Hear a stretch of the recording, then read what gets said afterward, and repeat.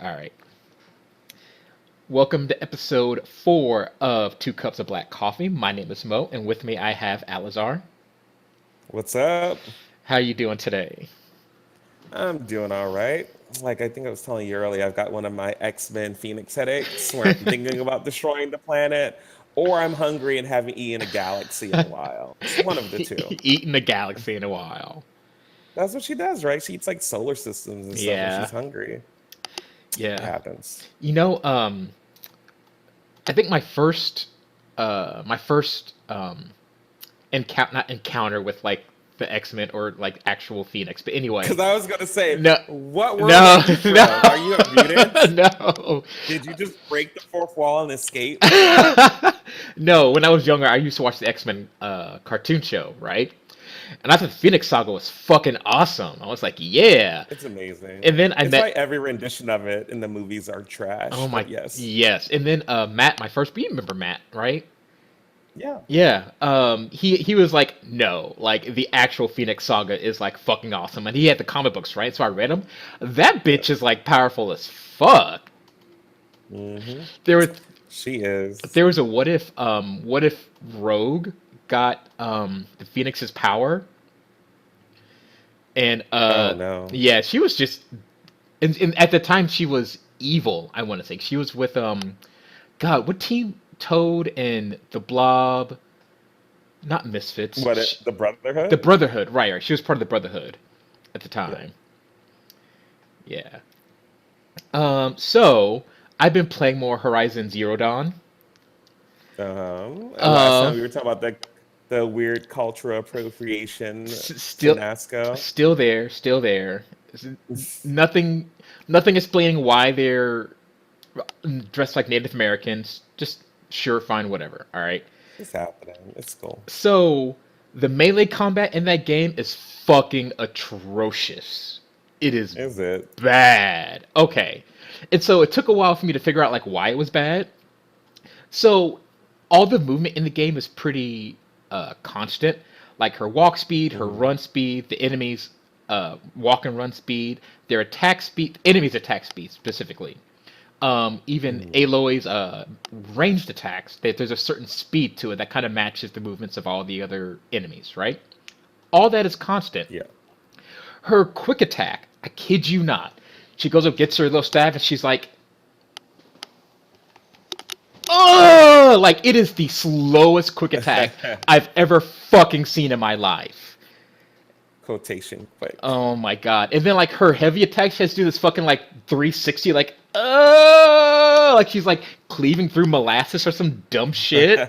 Like it's bad. And It would so, make sense if she was literally fighting molasses right, blood. right. And so the thing is that her melee attack speed is inconsistent with every other speed in the game. Like it is Yeah. atrociously slow.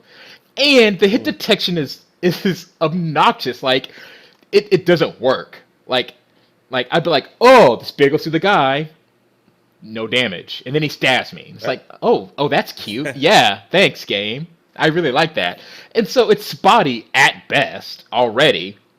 Um, Her dodge does nothing. Like it goes like an inch, and you still get hit. You have iframes sometimes, and other times you don't have iframes. And the dodge is so pitiful. Like you're going up against like massive like dinosaurs and T Rexes and shit, right? Who cleave the entire fucking screen. And she's like, I'm gonna dodge. Bam! mm. Like, and when she gets hit, it's like a gravity stops working for her for some reason. So she runs, she jumps, she gets hit. She's like, ah! And then proceeds to get juggled because like she's still in midair while two of the things are just smacking her. That fall speed, y'all. Oh my, She's playing Smash Brothers. oh my Starting with god. that fall speed. It's it's the only thing I hate about the combat in the game. The range combat, fucking awesome. Laying down traps and tripwires and all that jazz is great. Blowing armor and weapons off enemies, it feels really really good. But the melee combat is trash. And I went online to make sure I wasn't the only one. So people they legit complain like, hey, the melee is kind of funky, and everyone's like, no, you just need to get good. It's like, shut the fuck up. What? Like, sure, if I'm playing Dark Souls, okay, fine, yeah, I'll admit I kind of like Dark Souls, but Dark Souls has its own Yeah. issues where it's like here is the thing that's gonna attack me, and the hitbox is here, like multiple zip codes out from the original thing. Like it's like Yes. if there's a giant cleaver, make the hitbox where the model is. Don't do this like 3 feet out in front for no fucking reason, because that's just Don't you dumb. understand that there's invisible shockwaves, y'all? Oh my god! You know it's funny you But I mentioned mean, that. how about that fixing it? If they just hit the ground, but it made a actual explosion My that kind of hints at what the area is. So you know, oh, sure, it hits here, but if I'm right, some figure of distance any away, indication that like I'm still in danger. Like okay, yeah, fine, but no, just there's things like that'll cleave, and I'm like a foot away, and I'm like, ah! It's like wow, that hit me, or like other things where it like goes through me, and like I'm like, okay, Dark Souls, sure. yeah. That Uh, reminds me of like in Monster Hunter, where like say you cut off the tail of a creature, yeah. and it does like a tail whip. And sometimes you get hit by like this phantom tip of the tail that's like cut off in the other area that you carved already, but you're still getting hit by. You're like, what the hell? So I Yeah, know what you mean. yeah. But yeah, other than that, I'm still enjoying the game. I bumped the difficulty down because I was just annoyed at. Well, because like once you're in melee You want to beat the combat, game. well, yeah, it's an interesting story, but just if you get in melee combat, like you've already fucked up. Like you might as well just like restart because things have gone horribly, horribly awry at that point. But I hear you. so far I'm liking the game. Melee combat, garbage. Like I don't know, I legit like just her swing speed is so slow. It is the slowest thing, and it's inconsistent with everything else in the game. It makes no like you gotta look up a video because it is like really bad. It's so bad. I believe you. Oh. She just like Sonic the Hedgehog, then I know where she's this turtle, slowly, slowly swinging away. God, but that's what I've been up to. Oh, I've been playing Destiny 2, which that game has gotten a lot better. They recently had a patch, and they fixed Hmm. a lot of issues the game had. But that's in it. I can rant and rave about that. But I've been playing a lot of Destiny as well. A little bit of Magic the Hmm. Gathering Arena. Um. Oh, I can't remember. Oh yeah, I went on this rant like in one of the last episodes. They brought back competitive. Yes, they decided to listen to some people who were bitching. Yeah, and And I mean, it was a lot of people bitching. I y- looked at those threads. It was y- like every person was consistent. yeah, and so they brought that back, and they're still their pricing structure for some of their events is still bad. It's really bad, and I don't want to rant about it now because we're gonna have a pretty long show today, and I don't want to rant about that. But I've been playing the Match of the Gathering arena. What have you been up Mhm. to? Just working. Mm. I'm excited for the new league coming out for Path tomorrow. It's called Delve. That Delve? seems really fun. Yeah, so essentially it's just this like infinite dungeon that Oh, scales with your level. like a And it just keeps Greater going and Rifts, going. like Greater Rifts in a Diablo. Maybe I don't know. But yeah, it just keeps going and going. So as you level, it levels with you. And there's like all these like hidden things because it's about like this mine that got shrouded in darkness, but the darkness actually kills you. So there's this NPC that's found this material that actually lights up the mine and also pushes away the darkness so Mm-hmm. you can explore it. So there's this whole like traversing the mines and like throwing out like little balls of grenades of like light and like setting up this little cart that has a light on it that like you follow through like the mine shaft and like all this little stuff that's like really cute. Mm-hmm. And it's really like one of those final things that's going to be like a true test of power because usually the power of your build was always wrapped up in endgame.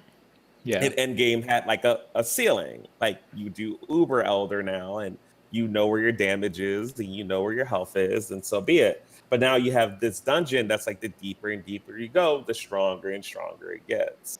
Mm. So people finally get to like have their min-max dreams, essentially. Huh. I really should get back into that game. I don't know why I keep. I think part of the reason why I keep falling out is because I don't like their economy. Like it's counterintuitive in a way, and if you don't know how it works, you can really fuck up your builds and like not like advance your character at all because you're not Yeah. like gymming the right way, or you like there are certain ways you have to gym, but the game doesn't tell you how to do those things to get the right gyms on the right things. You know what I mean? And so you fumble around for a very long time before like you look at a fact, and even then it's still like even then when you start reading it, it's very not convoluted. It's very Yeah. complicated about how that entire Yeah. system works. Yeah. They've made some things to make it easier. Like first off, finally adding a tutorial where it that explains, because I mean this game lived a long time without a tutorial, yo. So who was I talking to? Someone was saying where if you can go to Steam, you can look at the achievements people get in the games they play. Hmm. And for Path, they have the percentage of people who got this achievement, and it was the achievement of just entering the first town. So the percentage of people who literally never made it to town was like 86% or something ridiculous on Wow. Steam. So literally they would load up that game, they'd kill that first zombie, and they're like, uninstall. It's like, wow. So I do hope the tutorial really helps out a lot of people. They've really tried to start explaining a lot. Right. It's hard about the economy because for all intents and purposes, Path has always wanted to not have an economy. They wanted you to craft everything. And it's the players that are the ones that deemed the worth of everything in terms of orbs and stuff like that's player created, Yeah. not really you know developer supported or created. Yeah. So it gets kind of weird, but at the same time, even if you were just doing the crafting, there's just so much wrapped up in that by itself that, Yeah. like, even if you were like, they have solo self found now, where literally everything you get, you find and you craft. F that, man. Just screw that, like, to the ends of the earth. So We who should knows? we I should don't know. we should play together sometime. I think that's also another thing is that those kind of games like Diablo 3 and things like that, they're much better like when you're playing with other people, like when you're in comps and stuff. Yeah. So I think if you don't mind, I think I'll have to re-roll a character because I've restarted so many times in that game and I don't remember how to Yes. play. Yeah, well, I mean, restarting is kind of a thing because so much of the population only plays during these leagues. Yeah. So they found out that, and this is funny because it's happened to Riot too, that the specialty league are the leagues that have the highest amount of people playing in the population, and the downtime in between is the lowest population of the players. Mm. So people only come for these specialty events and they leave, and they found that out with Riot too when they do their ultra rapid fire mode. Mm-hmm. That they'll get a huge spike in people who play, but they're finding out that the people who drop off afterwards gets greater and greater and greater. So Yeah. every time they release Earth, more normal players actually stop playing Oh yeah. Oh each time yeah. they do it. I think you showed me that or I saw that somewhere else. Yeah, Yeah. which is really interesting. And I think that goes to show you that if the base part, if what your game is, isn't the funnest that you can make it in its purity at that time, you should really think about not making funner versions of your game limited because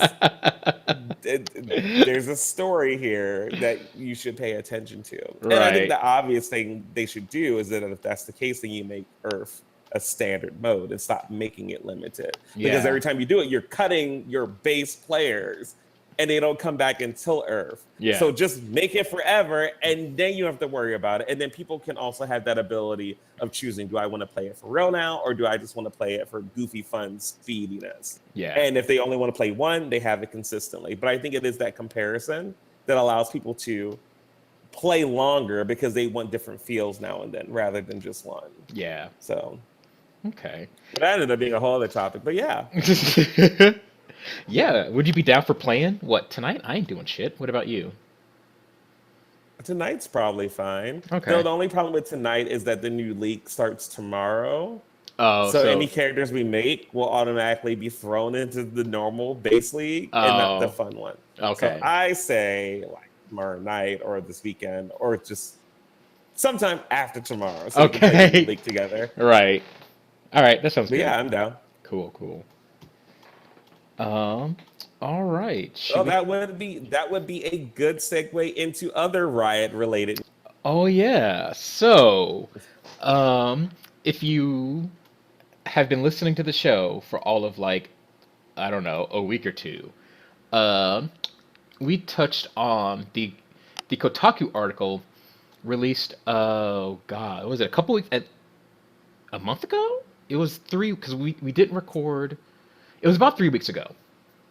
Hmm. Um, they had an investigation at Riot Games about sexual harassment, misogyny, and racist comments and things like that within Riot Games. Um, so right after that story broke, a deluge of other stories similar to what they uncovered came out from people who work at Riot or previously worked at Riot. Riot, right? There we go. So Riot's initial statement was that we're listening. In order for us to like take any action, we have to be silent. So they were like, "We hear you. Our silence isn't accepting of whatever's going on right now, right?" And so they've been silent for about 3 weeks, and while they've been silent, more and more stories came up. Uh, Hmm. Finally, Riot has spoken. Hold on. Oh, this is the wrong article. Oh, I'm a professional doing this thingy. Hmm. So long story short, while I try to look up where the actual article is, they said that we're sorry. They admitted that maybe their workplace wasn't the best place to work for. They apologized to people who worked there or people who came from there for the kind of culture that was there, and pretty much said they'd work on it to get better. Give me a minute while I go and try to look this up. If you have any comments, feel free to say them now. Now. Who are you saying now to me? Yes, yes. Oh, here we go. No, not that one. You just said feel free to say them now. I'm like, is he just talking? Who are we talking to? Our Oh, viewers? Like, feel free to say. Anyway, um, it's one of those things where it's all going to be about what Riot allows us to see in terms of this big sweeping change in viewpoint. Because I mean, first off, I think the article or the blog was written by the HR department, and at least so I keep reading. And with HR departments, as much as they are supposedly for helping out the employees and being there for the employees, a lot of the time they are kind of focused on essentially just maintaining the status quo and image of the company. hmm, So obviously, at some point, they were going to say something, and they were going to essentially say everything we wanted to hear, apologize, and want to focus on inclusivity and all sorts of stuff. And yeah, it's just they can say all these things. Like any company can say all these things, but we kind of need to like the best thing Riot can do is put all this stuff in place, and not only put it in place, allow it to marinate and happen for a long time, and then honestly, give us a big video interview straight hmm. up. Let us see it. Give me clips of you having these, diversity meetings. Give me clips of girls who work there now that can be upfront and spoken and say, yeah, I experienced X. I can do this now. I feel better. I can be more open. I'm hearing less. Like, show us. Right. Because for now, again, to me, like the same time before, this is just another placating thing. And that's not to say that they don't feel bad about it. Like, for instance, I think I remember reading in the Kotaku part of it that like one of the owners cried about it. Like he was just so sad because I don't think Riot has hand like something that was so scandalous. Right. Right. So honestly, for him, this being his baby, you know, he's sad, he's upset about it because he didn't want to be one of those companies. But you know, that goes to show how far removed CEOs and leaders are from the daily, you know, Right. work of things. But you know, I don't disagree that he feels bad about it. I don't disagree that he's probably apologetic, and I don't disagree that he wants things to change. But and I said it before that honestly, to get the best changes, and I think it was mentioned in the Kotaku one. Let me see if it's in the Riot one. They're going to have to get rid of rioters, Yeah. like, like because the misogyny and the sexism and all that stuff is something that came along with the company's yearning for the hardcore gamer. Mhm. Like when they set that establishment that culturally we want to be filled with quote unquote hardcore gamers, that led to quote unquote hardcore gamers being more men. And with that comes all the toxicity and all the bad things that come along with that, Mhm. including some misogynistic and sexist stuff that happens. And even if you make a bunch of meetings and you put these guys through some sort of like 1 hour sexual harassment meeting that we all go through anyway, by the way. Like, actually, I think in California, I think everyone does it, but I think in California specifically, there's like a 1 hour like mandatory sexual training, whether it's online or in person or whatever. Um, you know, it's not like they didn't know these things were wrong or bad, you know, so it really goes to show that you can't anything you do above is like putting band-aids on the issues. Yeah. Like you really have to get to the core of why male gamers are the way they are in terms of dealing with women. And that's a whole lot that Riot can't fix. And Mhm. that's a whole lot Riot can't change.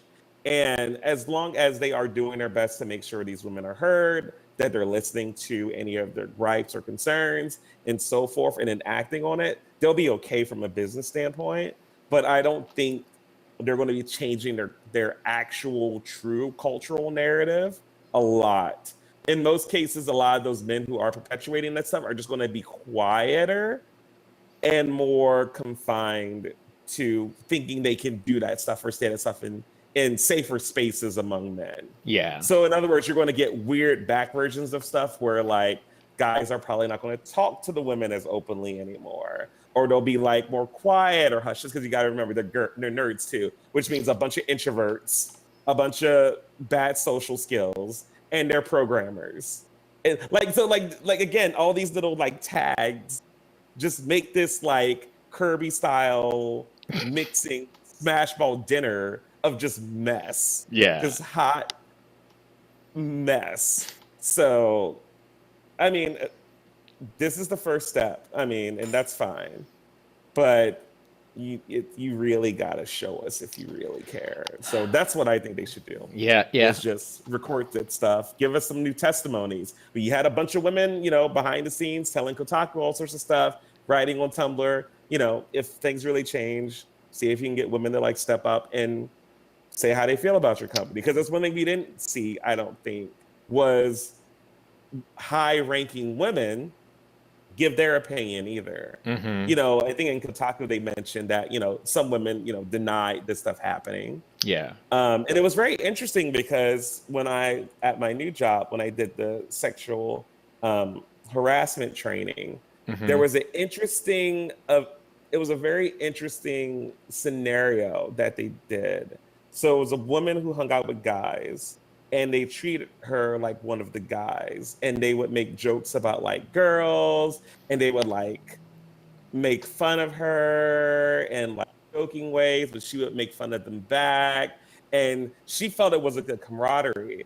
And when she told a friend of hers who's a lady, she said, "That's rude. They're sexually harassing you. You should, tell them to stop." And the girl was confused. And then the training said, "Was this sexual harassment?" And the answer is no, it's not, because she is not taking it negatively. Mm-hmm. She thinks it's fine. So as long as she thinks it's fine, in her case, it's not sexual harassment. And I think that was the first time I've ever seen any mandated training really get to the crux of it with a lot of these things about being offended or harassed. It's literally how that person does decide to take it Yeah. and how they view it. And I was like, oh, that's really interesting. And it kind of just, again, kind of blows up this idea of, I mean, there was a lot of stories, but it's also kind of like, how many other women there feel that some of the same things said to these women, they don't see it as bad, or they see it okay. Right. And it just makes this weird kind of gray area, because I mean, that's how some women roll. They're like, you're in a man's world, right? So sometimes you play the game, and sometimes you grow and learn how to navigate it, and you don't even see this stuff as a problem. Yeah. Yeah. So that's just kind of the gist of my whole view on the whole article. Yeah, yeah, I tend to agree. Their statement, which I will link in the YouTube thing, not comments, fucking whatever. I don't care. That's not the point. Anyway, um, their statement was very PR, and it was like, "We're sorry. Here are the steps that we're going to do," and at least they outlined very superficially like what they were going to Yeah. do. Like, we're going to do this, and we're going to do this, and we're going to do this, which is cool. But I mean, it's hard to once your company is accused of these acts, right? It's hard to Mhm. prove that you've you've done something, or B, what you've done is effective. Like, usually you have to wait multiple years because you have to go, there's the retraining, there's weeding people out, now you got to hire new people. It's a very, very long, arduous process. And Mhm. sometimes sometimes the company can't publicly say they've let this person go because of sexual harassment, because uh, that puts the victims in danger, because then the assailant has a general idea of who ratted them out. You know what I mean? Yeah. And so I can understand where they're very careful about saying, "Hey, we've laid off this amount of people," or "Hey, we've let go this person." Like, they can't they can't really do that. Mhm. Having women come up and do interviews and say, has it changed or not? That's also, then the victims are put into a weird place because they're still working at the company and they're saying nothing has changed.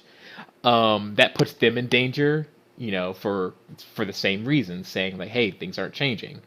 So it's very hard for a company to show that things have changed Yeah. until people have already kind of forgotten about it, right? Sure.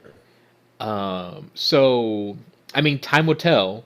They've given their typical PR statement, which is cool, fine, whatever. But yeah, until it's up to the actual rioters and people who actually start working there, who continue to work there, to determine if something has changed or not.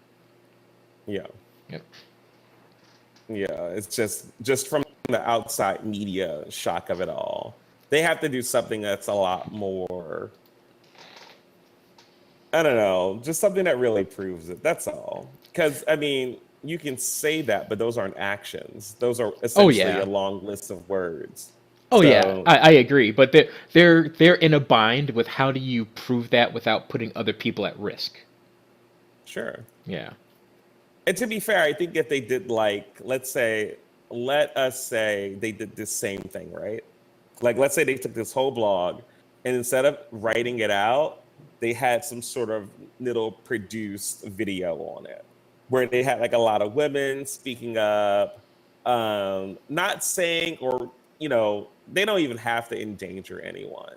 They could just say, yeah, I've seen things in the past like this, or I've heard things like this, but I definitely want to say my manager, this is a lot more like just something where like we're seeing real people talking I and can see that. interacting and not just a bunch of words. It would make a overall better feel, especially if they got like a lot of the higher ranked girls up there, like some of the commentators and stuff like that, Hmm. saying like, being like spokeswomen for other women saying, hey, my time was here. It wasn't good for some other girls. Maybe I didn't experience those things, but I can tell you that Right. Riot is ready to go and that your experience can be as great as mine has been.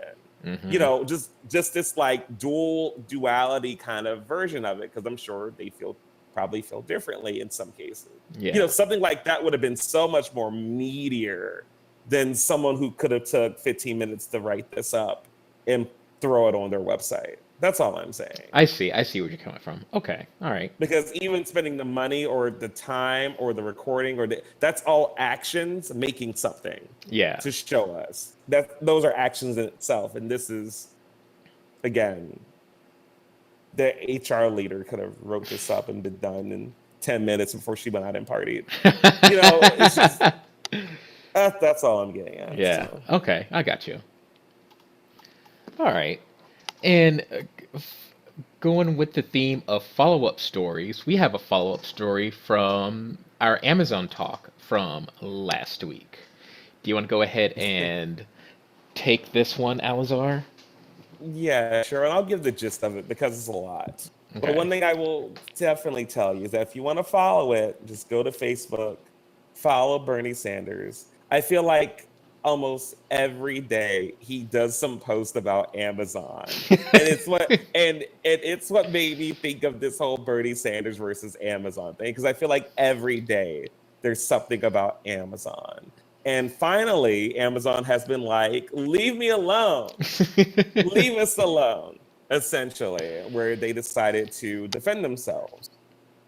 Now, the main reason I think, in part, they're defending themselves is due to Bernie Sanders wanting to make a special tax that he's going to try to put on Amazon and other big companies that employ workers who collect food stamps and other public assistance.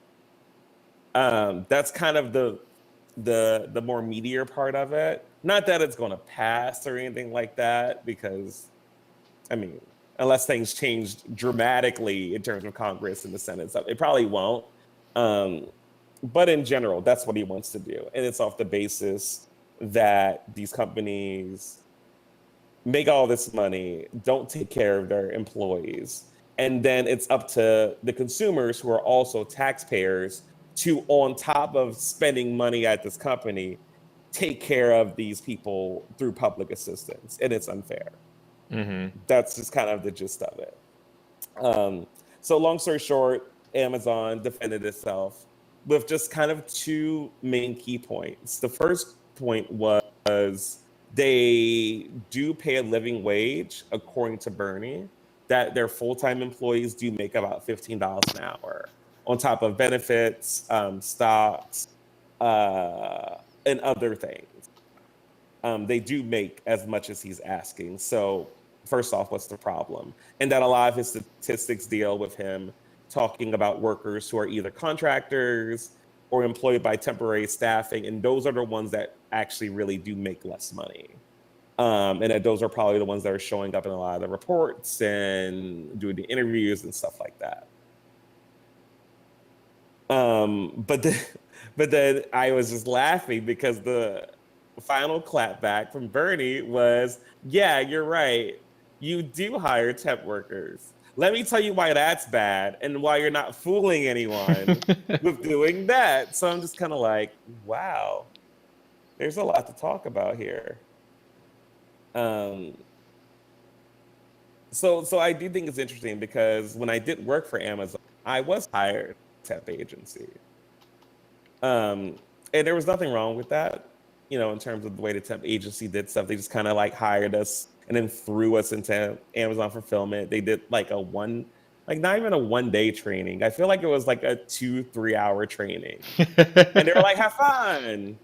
Um, don't get killed. But yeah, I don't know. It's just my. I guess the main thing to focus on is the tax aspect of it, Hmm. and I don't necessarily. First off, I wish we could just do something else, because just making the tax is just it feels loaded in a lot of ways. Yeah. But then you can argue, because then I mean, then if you think about the tax, you could argue that I think it was last year or the year before, there was literally record that Amazon paid no taxes. So pay something finally, like it's just, Like, and so I'm kind of like, well, if they never pay taxes anyway, then who cares if they paid it? Like at least people are being helped. yeah. Then it going who knows where, but We talked about this before we started recording. Democrats' solution to everything is taxing it. Like, for example, Matt used to live in Iowa, I want to say, and this was back in like the early '90s when child obesity, well, it still is an issue, but it was more of an upfront issue, we talking right? about soda. Right, like soda and Yeah. candy. And their solution was to tax candy, like tax it higher. And it's like, that Mm, doesn't solve anything. That just gives you more money. Like, that doesn't solve the overall problem. Um, yeah. and I think taxing Amazon, which you already mentioned, pays no taxes, which is a whole other issue. But Yeah. taxing Amazon doesn't help the situation. All Amazon's going to do is going to pass that tax on to the consumer and still not pay contractors and still not pay temp workers the wage that the tax is supposed to do. You're going to get workers still on government subsidies, and Amazon's not paying it. Amazon is charging us for it. So we're being charged twice because one, our taxes go into those government subsidies to help people, and the taxes that Amazon's supposed to be paying, we're paying again. So I don't think it's going to help in the long run. Yeah, who knows? Yeah. It's just hard to tell because, and I think I was telling you before, like so in a lot of places that I already have done like minimum wage increases. Uh A huh. lot of I think Papa John's was one of the big ones, um, when they were talking about the minimum wage increase, and then Papa John's was one who said, well, we're going to charge some extra percentage on our pizza so that people can have benefits and have the $15 an hour wage. Right. And a lot of people were like, okay. Yeah. Um, but the problem is, even though if I think it's $15 an hour, I don't think I think the problem is that if we do go this route, there's still a lot of looking at the public assistance programs and how you qualify as well. Mm-hmm. Because I think, like you said, even if they do make $15 an hour, I think they still, I still don't even think that's enough to be like the income amount that keeps them off food stamps. I don't think. I think you can still qualify. It it that entire thing is dumb because so So, when me and Matt were together, God, 15 years ago, a very long time. Anyway, we were kind of down on money, and so we thought, hey, let's get food stamps, and so we can just for a couple months because we were really hurting right at the time. So we went mhm, in and we wanted to apply as a couple because we didn't want to steal from the system, right? So we went in. This is yeah, this is in Kansas, and they said no, you can't apply as a couple because we don't recognize same-sex couples. So we were like, okay, fine. So we'll just apply separately, even though we're in the same house and we both qualified. yeah, It was so stupid. So I mean, before yeah, before we even get to like that, we got to rectify like the employees or the that kind of assistance because I'm pretty sure all that is thrown out of whack. Before you even yeah, start to increase the minimum wage and do all kinds of other stuff like that. But to go back to your point earlier about Papa John's, yeah. See, so I just looked at it. So if you were okay, in your own household, because I was just calculating it. Who is this for though? It's different states. I think this is Missouri. Okay, so Missouri says that if you're the only person in the house, you cannot make over $1,307 a month. That, whoa. So you would literally have to. So you would literally be having to make like Yeah, $8 that's like eight. ish or Yeah. something. So, so actually, I guess that means $15 an hour would keep them off of it. Never mind, I take that back. But You have to be really freaking poor then. right. Jesus. But then, so my problem is like, so back to your Papa John's thing, where they were like, we're gonna charge you more because now we have to pay employees more. Everyone was like, sure, fine, whatever. I'll pay an extra dollar for pizza, fucking whatever. As long as the people who Yeah, are you are hiring get benefits, sure. I think with Bernie's tax though, Bernie's tax is if you don't pay these people, then we tax you. Amazon can say, okay, we're still not going to pay these people. We're going to have that tax and we're going to charge our consumers. Like they sure. circumvent that entire thing, and in that circumstance, I'm not okay with it because, like I said, we're Sure. being charged twice, and Amazon still gets out of paying people a living wage. Hmm. No, I hear you. Yeah, Unless they write, unless they write something, and you can't pass this on to your to I your mean, product. and even then, you start getting at things of like, oh, should the government interfere with like how a business is ran, and like, first of all, no, Yeah. no, for the most part, no. Let me rephrase that statement before we get angry emails. For the most part, no. Um, and that's one thing where it's like, oh, you can't write a law that tells a company what to do with their money. I don't agree with that. Yeah. Yeah. Yeah, I don't know. It's interesting because I mean, at the very end of the day, and this is one of those things where it kind of leads into being conservative because, and I'll have to look at more into the numbers, but essentially Bernie is saying that if all these employers did pay a living wage and that disqualified the employees from being on public assistance, we could save 150 billion a year on public assistance programs, which is very fiscally conservative, which I still think people don't understand what fiscally means. But because I mean, that's what it means. It Right. means not spending more than you have. If you charge taxes, you have more than you originally had, therefore you can still pay for it. Right. But anyway, so I mean, if that's true, cool. Right, but then But you run into the situation where I mentioned a couple episodes ago, where Seattle raised their minimum wage and people actually made less money overall. So it's a weird. See, here's so here's this what is the here's thing here's with what that too. here's what bothers me But about Bernie is that he keeps toting $15 an hour, make a living wage, but he keeps ignoring the effects that has on businesses, specifically like small to yeah, medium sized businesses. yeah, Um, you can't.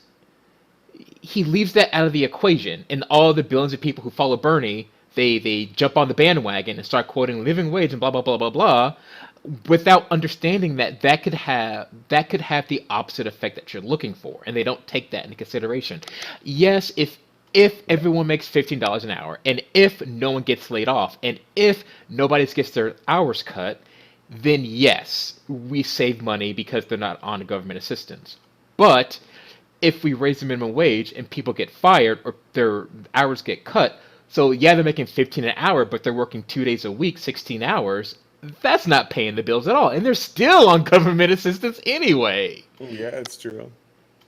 But I mean, those are the areas where this is when compromise and understanding the situation goes in. Yeah, I 100% Like agree. like this is when you say like obviously this tax is meant to screw big corporate. So I mean, this obviously is going to affect certain places Right. that wouldn't be able to afford this tax anyway, let alone not pay their employees $15 an hour. And the same goes with like, Seattle, where you could say the minimum wage is 15, but you should clearly have some sort of bracket or gap where it allows the business to thrive or still do good. And Yeah. if they're too small, they can't abide by that because they just can't afford it. Hmm. And I think that's kind of one of the things that does happen on both sides with these things, that there's a lot of generality and very little nuance. Yeah. And the bigger aspects of all viewpoints are argued the most, and then people argue the little things in between, but we haven't even got to understand how those things would be handled because there's bigger fish to fry or there's Right. bigger topics to discuss. Right. Because I'm pretty sure you could probably figure out this whole shenanigans. I'm pretty sure you could. Um, but who knows? We haven't seen the actual legislation. We haven't looked at all the little stuff, and we haven't seen Bernie be asked, "What about this?" Yeah. Because I'm sure for Bernie, he's like, "Well, Amazon. Well, we're not talking about Amazon, but Amazon. Right.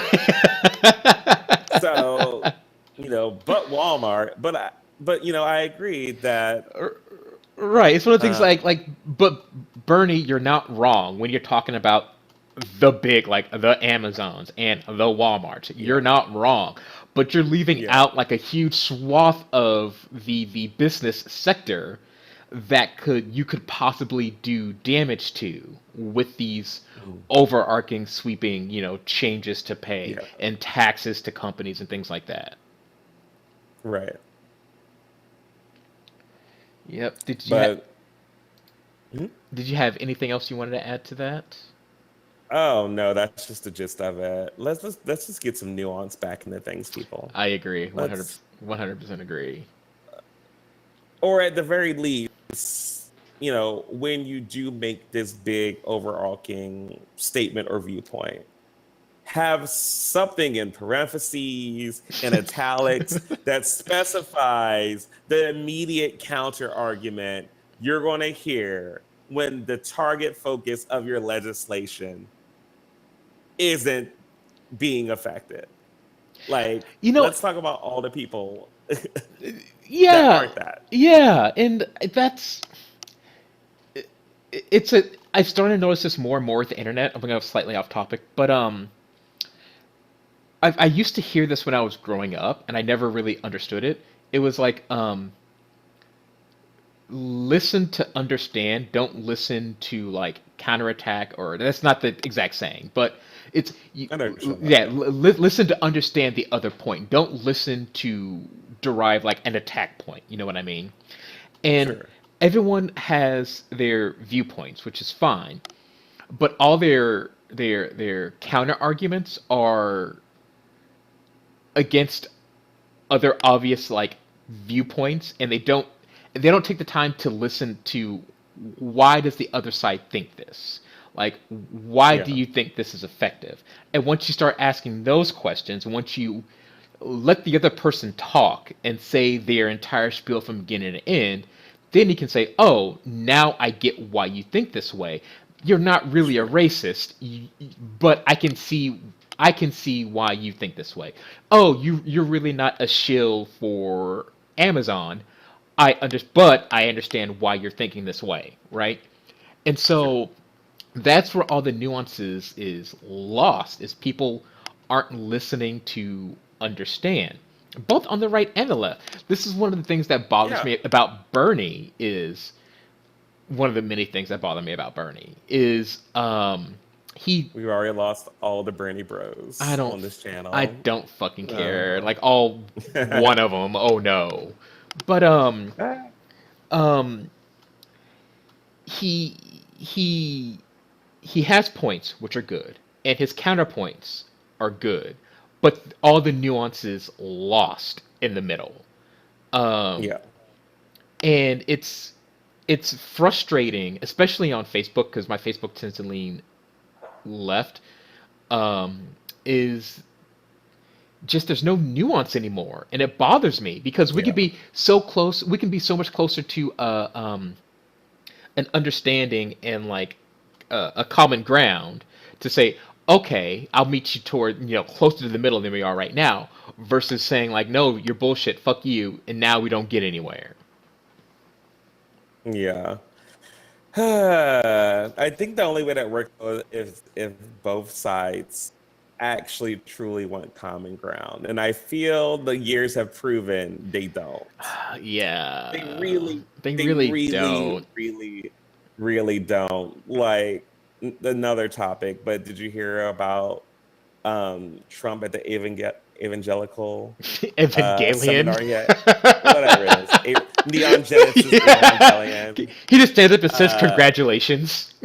Congratulations. I mean, he might as well at this point because he's turning it out for them in a lot of ways. Um, but long story short, he went on this little talk about the midterms and conservatives losing any control, and then he immediately went into um, how there's people on the left who are violent, Oh, I do remember and reading about that. and Yeah. there's Antifa, really violent people, and there's going to be violence. There's going to be so much like, what are you talking about? Like, why are you telling this to a bunch of religious people? It's this thing where there's so much demonizing um, of both sides, Yeah. and whether on the right it's left Antifa, that 0.001% that makes up of the entire liberal party being violent, Or if it's like versus the left saying, it's the KKK on the right, and that's like 0.0001% of the party. so it's just kind of like, this is where we are now. Yeah. Um, so as much as I would love a common ground, and I think of smart, like if we had some new system where like only people are a certain level of IQ or general critical thinking ran everything, I think we would get here. We'd be I living in a don't think Star we're Trek there. universe by now. Exactly, but I don't think we're going to get there. So that's kind of the problem, I think, in a bigger scope, where you do have plenty of smart people who are trying to get people to understand things, Hmm. and no one wants to understand. People just want to be right, Exactly. or people just want their point to be the bestest. Well, I And think you were closer to being right when you said people just want to be right, because yeah, just so we see that I see this a lot on the left when it comes to like GMOs cause cancer and like vaccines cause autism and shit like that. It's yeah, there is a demonstrable amount of evidence to show all that is false, right? But sure, they want it to be right because in a very perverse way, it makes them feel important in this vast world and universe. Ultimately, like yeah, like the universe doesn't give a fuck who we are. Like neither does Mother Nature. yeah, Like we're just little specks of sand spinning against around a giant fireball in an infinite void. Right? No one gives a yeah, fuck about us.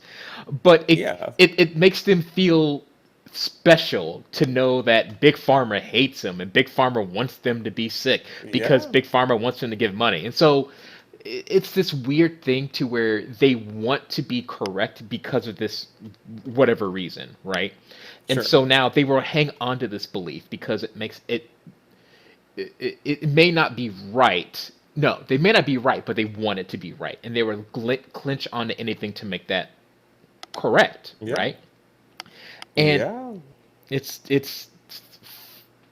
infuriating and it's fascinating at the same time. Like the way the Uh, mind can I'm like tired just of being do that. fascinated. Tired of being fascinated. Where where could we be Um, if uh, that wasn't the case? imagine us 100. Imagine us progressing 100 years into the future, but now. Essentially, if it weren't for the Dark Ages, we would be living as if it's the year 2118.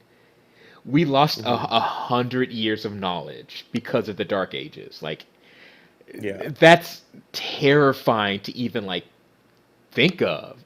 yeah, If you really think about the time humans have actually been up and like doing things, just a very very short amount of time, to lose a big chunk of that because people are stupid. pretty much. Yeah. Though, the one thing I will say with like the anti-GMOers and that anti-vaccine people, they're not in control though. So as much as they gripe and they complain, they aren't any monstrous amount of the left to get anything done. Like we're not going to have like a new candidate liberal president and his first thing is like destroy Monsanto. Yeah, Just fucking destroy them. what's her Like, name? Jill Stein, like just gets yeah. elected for Well, if dumb she got there, reasons. maybe. Yeah. Yeah, then so again, but I mean, we have plenty of stuff like that on the right, consistently perpetrated by its own leaders on the daily. Yeah. Whether it's like guns protect people all the time. You feel a lot more protected with a gun in your house when statistics show you're more likely to get shot with your own gun in your house.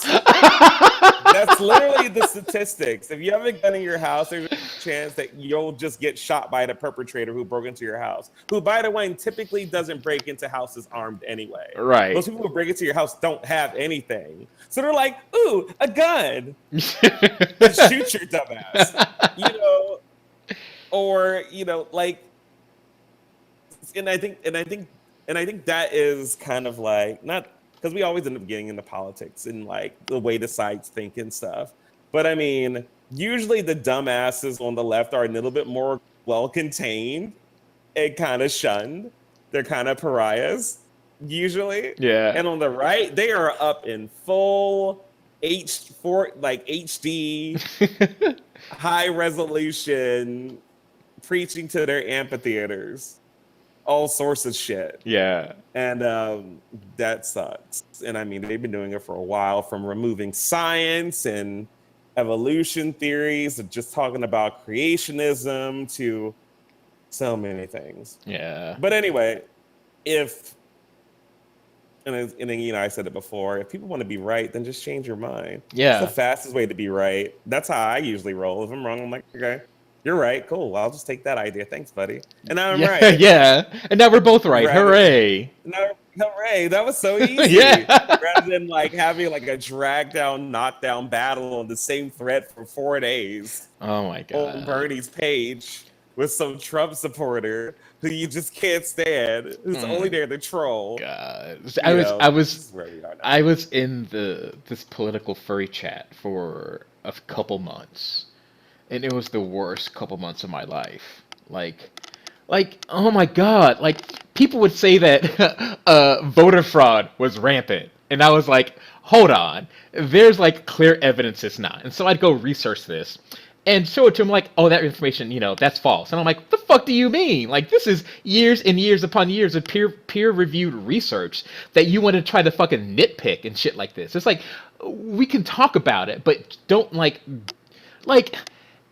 so Everyone should just take their L's and embrace them when they're yes, right. yes, That's it. that's all If it I is. throw this L at you and it's wrong, you should be like, you know what? You're right on that point. Let's move to a different one Yeah, that might exactly. make you more right, and we'll contest that topic. Yeah. But don't keep beating the horse of the wrong information for years and years to come. Build a platform off of it and still run on that shit. Yeah, so like 'Cause after that's where we are. after months of this, like, because I was the only left leaning, even though left leaning to them, right? Because there were a bunch of Democrats Sure. and Republicans, and they'd all argue and shit. And some of the times I'd be on the Republican side because, like, I think I mentioned this before. They were talking about climate change, and I was like, climate change is real. And then like one of the people who was on the right was like, well, what are some of the effects of climate change? And someone on the left was like, coffee beans will be more expensive.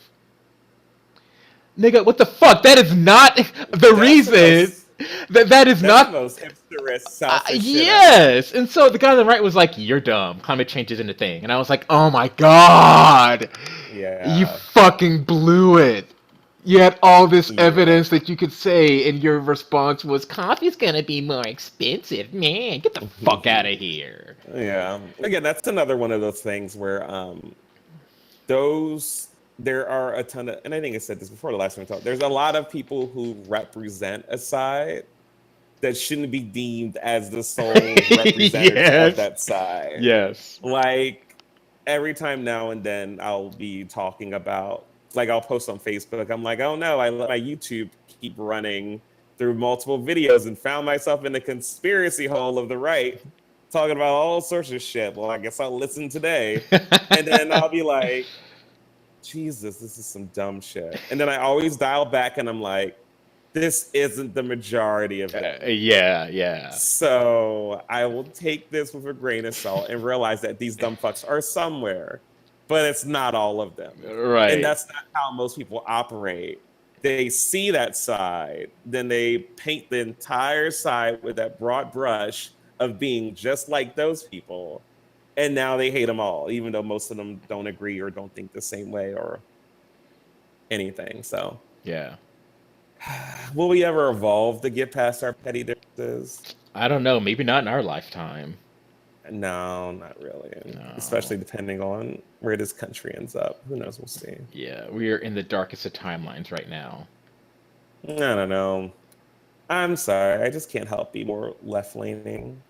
It's just, well, because I was never political I ever in wasn't like my teenage either. years, my college years. And the only reason I came political is because I saw people on social media arguing. And like more often than not, just looking at research, I was like, oh, okay, I think the left kind of has it more on this one. Oh, I think the left kind of has it more on this one. And eventually I'm like, fuck it. I just think their ideas are usually better most of the time. Right. And that was kind of it. And then I was like, well, what's a conservative country that's first world that people really like? France? Is France super conservative? They're pretty conservative. They seem like they're kind of mixy. They're kind of a little bit of a mixed bag. It I feel like we're the best conservative-ish country. well, it mean, what do you mean by conservative? Do you mean like I mean, literally event by the ideal. like No, like I mean literally by the ideals that American conservatives subscribe to.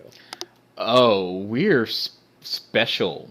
I don't think so I don't want to speak for the entire world because I am the farthest away from being a globetrotter and like knowing these things. But from Well, like I asked like, the surface level I can think of, like, because okay, so let's boil it down. So sure. when you think of conservatism, I added way too many s's in there. When you think about it, what is it? They tend to be very evangelical. They tend to follow the Bible. Uh, Which is sad because they used to not be evangelical. right. They tend That to was like a newer thing around abortion. They came yeah into it. yeah, Yeah. and gay marriage and gay rights and all that jazz. So they tend to be evangelical. They tend to think that the Bible should. Mm, Probably wouldn't wrap it up too much into religion. I feel like uh, they, now that I think about that, I think that's more extreme. Like people, like I don't want to say true yeah, conservatives, but most of the time that's not a thing that conservatives worry about. But they do want like the Bible to be integrated into the country in some way, shape, yeah. or form, right? Okay.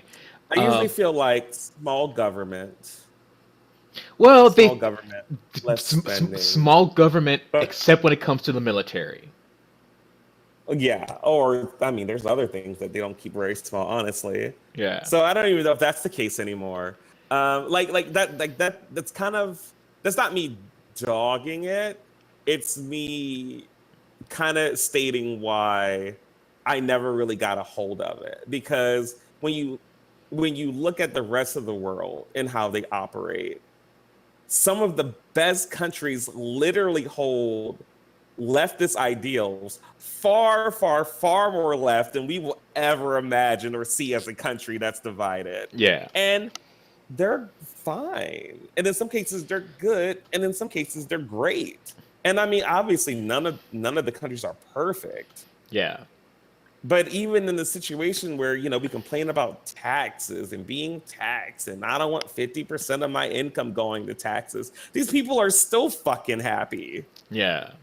and still living fine. So, like, at the end of the day, when I think I was getting to the end of it, like, there's more countries for us to look to for guidance who've been around longer, who's been through some dark age times of their own and got past that shit. I mean, Yeah. look at fucking Germany. We had to whip their asses into shape so many times, and they're apparently a great country to live in for the most part, and Yeah. they're pretty liberal-ish too.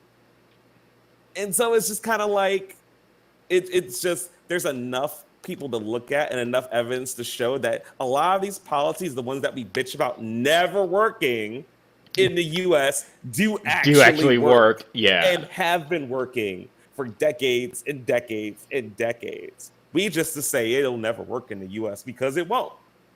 And that's usually like the answer. Yeah. Oh, free healthcare, they'll never work here. Well, and Okay.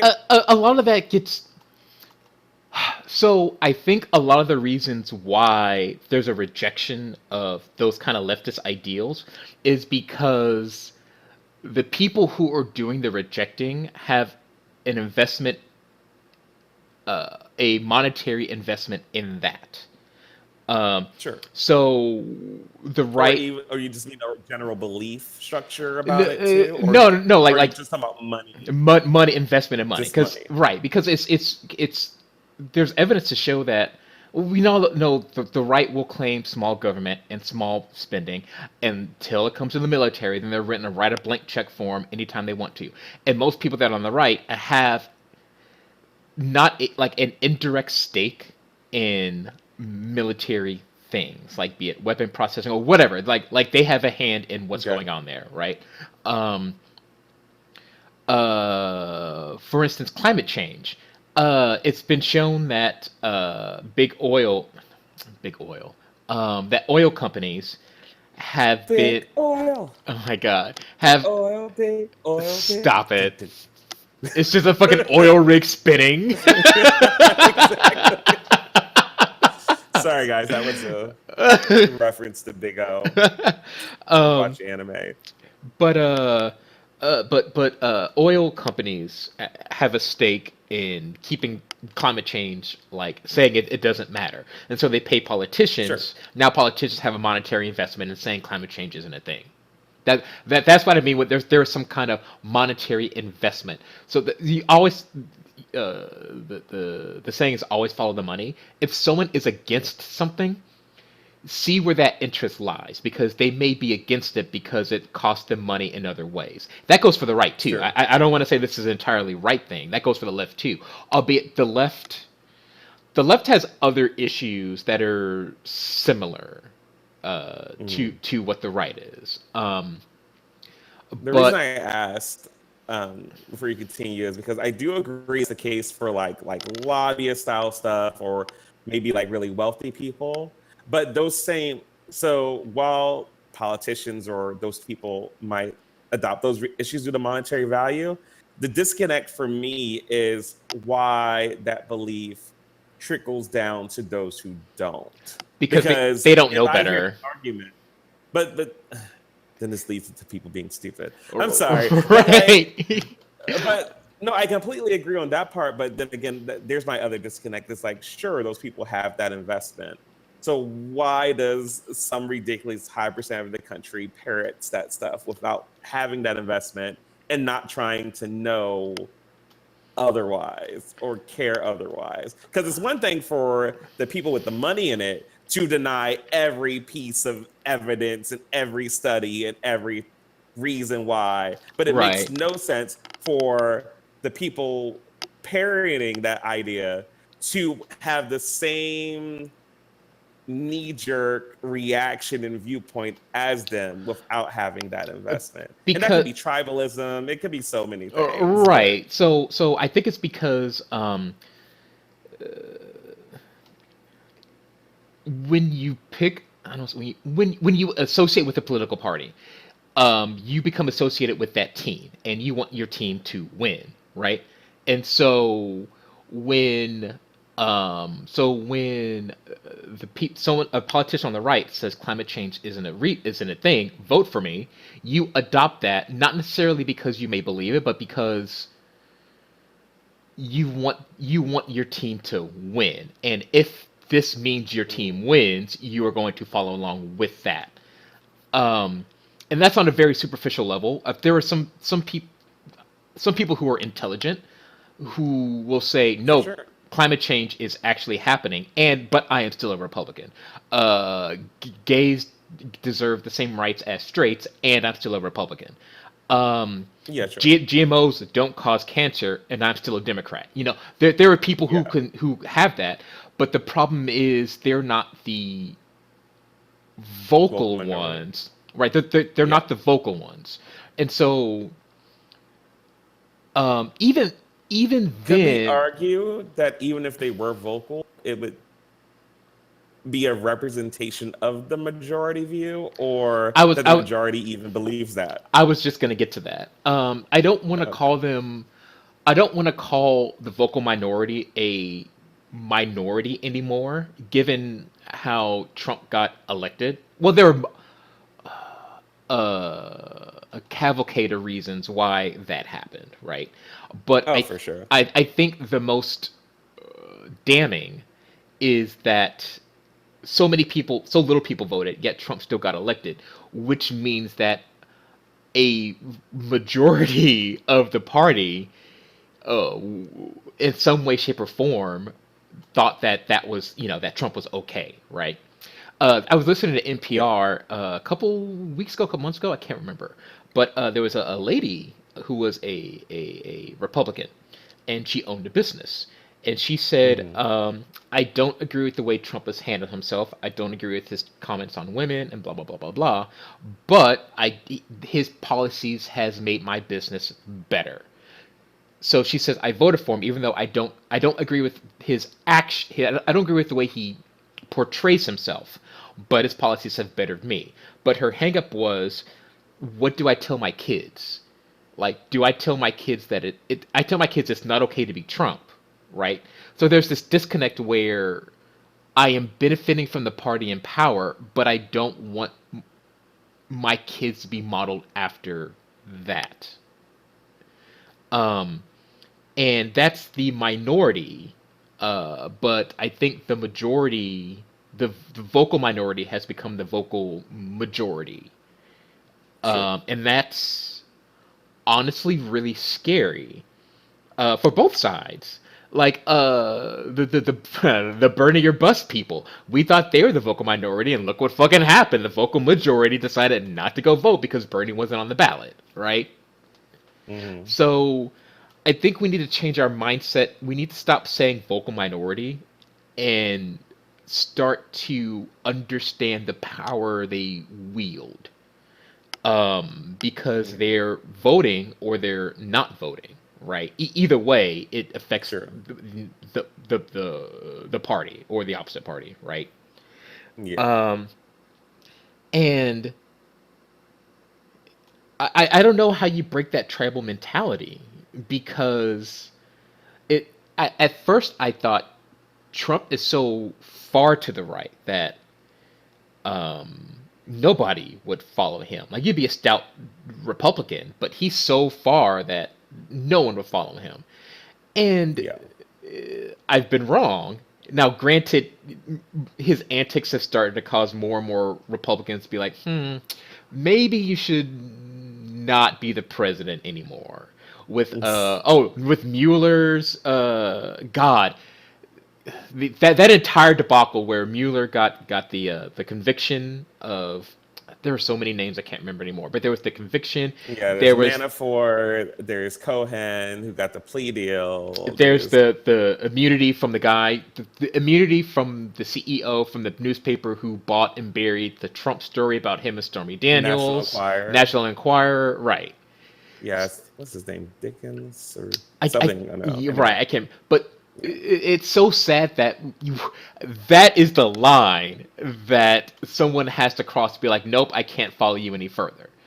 Like the fact that Trump, there's very good evidence that Trump bribed multiple women before an election, highly illegal in so many aspects of the law. Like that is the line that has to be crossed for you to people be like, maybe he's a bad president.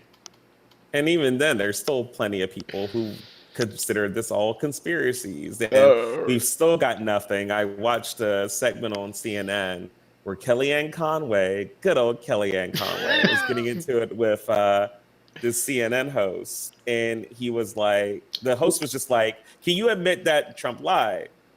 Was Because was this with he the lied." black guy who had him like roll the tape back about like what Trump actually said? No, I think this is the other guy. Oh, okay. I forgot his name. I think it was like Kumo or something. He was just this guy, and he is just like, "Can you just admit that he lied?" And she's like, "What do you mean that he lied?" He's like, "He didn't lie. You can roll that clip." He said he knew about the payments after the fact. because that's what his clip in the interview. He's like, someone asked, "Did you know about the payments?" He said that, "Well, I did later." And she's like, there he is, telling the truth. And the guy's like, no, that's a lie. We literally have a video of him talking to Cohen about making the payments to Stormy Daniels before this interview. But what do you mean? He said he didn't know. That's a lie. Like, it's just kind of like, but I will say, because we went on this whole tangent about politics again. That's fine. Yeah, well, no, it's just, what was I gonna say? Because I lost my train of thought. No one just wants to accept what they do wrong. Yeah. It's a lot of like whataboutism happening for a lot of things. The sanctity of the left has been tossed in the dirt. The right can barely get its shit together on its own things. And no one just wants to, and the people just have solidarity a little too much in a lot of things. And the right, oh, that's what I was going to say because of Kellyanne Conway. A lot of everything the right is doing, it's about keeping the group together, keeping the kids together. We can't let the left win because there'll be violence. Or when Roy Moore was getting the allegations against him for like molesting and the statutory rape against the young girls, Kellyanne Conway, got on there and said, who that doesn't matter. Vote party lines, stick to the site. We have to stay in power. You can't let them win. And the left is like, burn the house down, burn it down. And it really goes to show that the left is having like this real deep inner morality struggle. How so? Where they're, what's the word? What's the way to put it? I think there's a lot of idealistic notions in the left in terms that are like very kumbaya, everything's great, every minority, and what's the best way to put it? It's hard to, for me, the best focal point is like the left in terms of like the LGBTQ community and how all the letters have to play in this perfect harmony of frolicking around the gay rainbow. Never insulting each other and never causing issues and never hating on each other. Is there a ghost in your house? I thought I heard something, but I think it was me like going through your speakers back to me. Oh, that's weird. My bad. Continue. But, and there's this part where we're ignoring the fact that there's discourse, and a lot of that discourse is valid, and some of that discourse will not change no matter how perfect we wish this family would be. Right. And there's a lot of imperfectness of the left that we just need to accept and not damn because they don't follow whatever topic of the day that's the focal point on the pedestal for the left to follow. Right. Like for instance, with like Aziz Ansari and him being like a supporter of the Me Too movement and seemingly being like a very left-ish guy, getting the one allegation against him that was really kind of weird anyway, and it near ruining his life, and he's getting this backlash. So you never were a Me Too movement guy. You clearly can never support women. Look at this horrible date you went on where we really don't know if you really did anything bad, but it kind of sounds like you did something bad, but it kind of sounds like she's really exaggerating. And why the hell didn't she leave? And like all these other things that sound like really up in the air. But fuck you, Aziz Ansari. Get out. We don't want you. Right. Same thing that happened with the comedian that turned senator that had the picture where it looked like he had his hands on the girl's breast. Who was that? What senator is that? I have to look him up. There's a picture that made it look like he had his hands on a girl's breasts. Who was it? Oh, Al Franken. Al Franken. Oh, the governor of Minnesota. Yeah. So there was a picture of this woman and she was like passed out or asleep. And he did this little picture where she was sleeping. He like reached out and like put his hands on her breast. So everyone saw that picture like he touched that girl's breast while she was sleeping. And he literally just had his hands like in Oh, front, like for the view of it, but yeah. he didn't touch her. But next thing you know, she's saying that he did. Oh, I can't believe he did that to me, and blah blah blah. And now we're at the point where that may, at least in that scenario, and I can't remember if more stuff came out or not. I don't think so. Maybe. No, I don't think there's more. There could be though. But that was the basis of essentially the left being like, we don't deal with sexual harassers. And he's like, I guess I gotta resign. Yeah. So he decided to resign. And now we have less power in the Senate over this story that wasn't even true. We literally like threw this man up on a cross and burnt his witch ass, sexual harassing witch ass at the stake, all to lose more power in the structure. And it's this thing where no matter how much we don't get along, we don't win if we're not in a majority. Yeah. At the end of the day, if we are not the majority rule, we lose. And there's so many people right now that have this viewpoint that that's okay. I don't care. We're not moral enough, or we're not this enough, or that enough, or we're not anti-bank enough. That's why Hillary's not good, because that was what Bernie ran on. Yeah. She's in it with big banks, which is no different than any other freaking politician, essentially. But that's enough to crucify her not to be elected. There's just like, and then of course at the very end he's like, oh shit, I guess Trump might win. Well, never mind, I endorse her. She's cool because there's a bigger fish to fry. There's a bigger. I wish I had thought about that before. When you Right. read that woman for Phil. But when it was selfish for you to win, you had no idea highlighting every bad aspect of her as to why you're better. And then when that viewpoint lives on into the election, helping damn her chances, you want to try to fix it later, and you already done fucked up. Because she's not left enough on Goldman Sachs and banks. And that's enough reason to let every minority group get fucked two ways sideways with sandpaper wrapped around the giant dicks because of that. Or she's a quote unquote warmonger, which I'm kind of like, y'all, she was the secretary.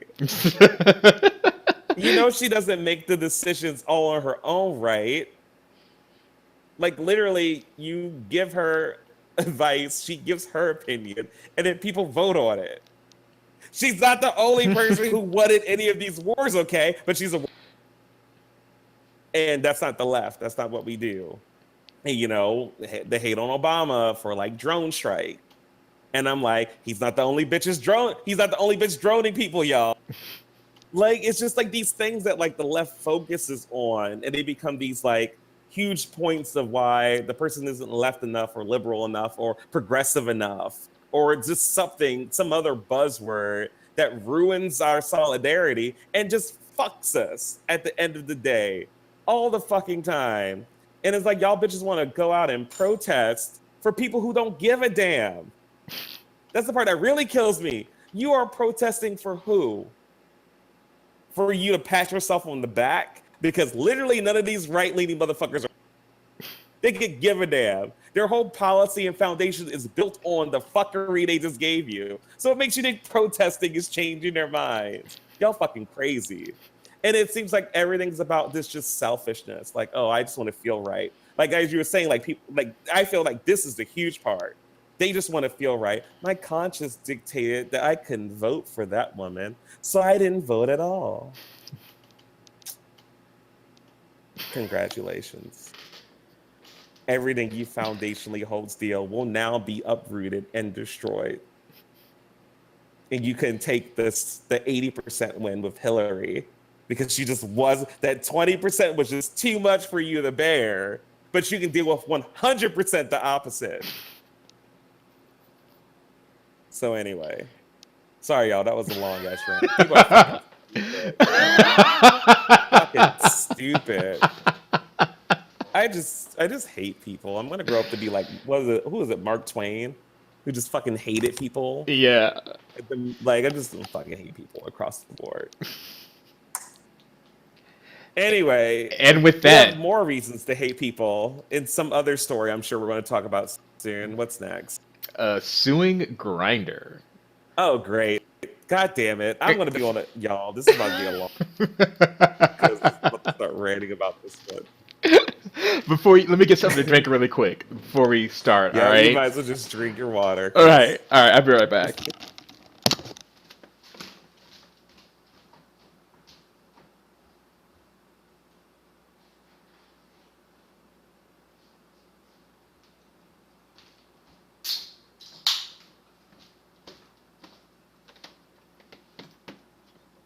Whoops.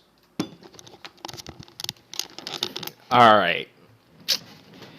Go ahead and let us know what is up with suing Grinder.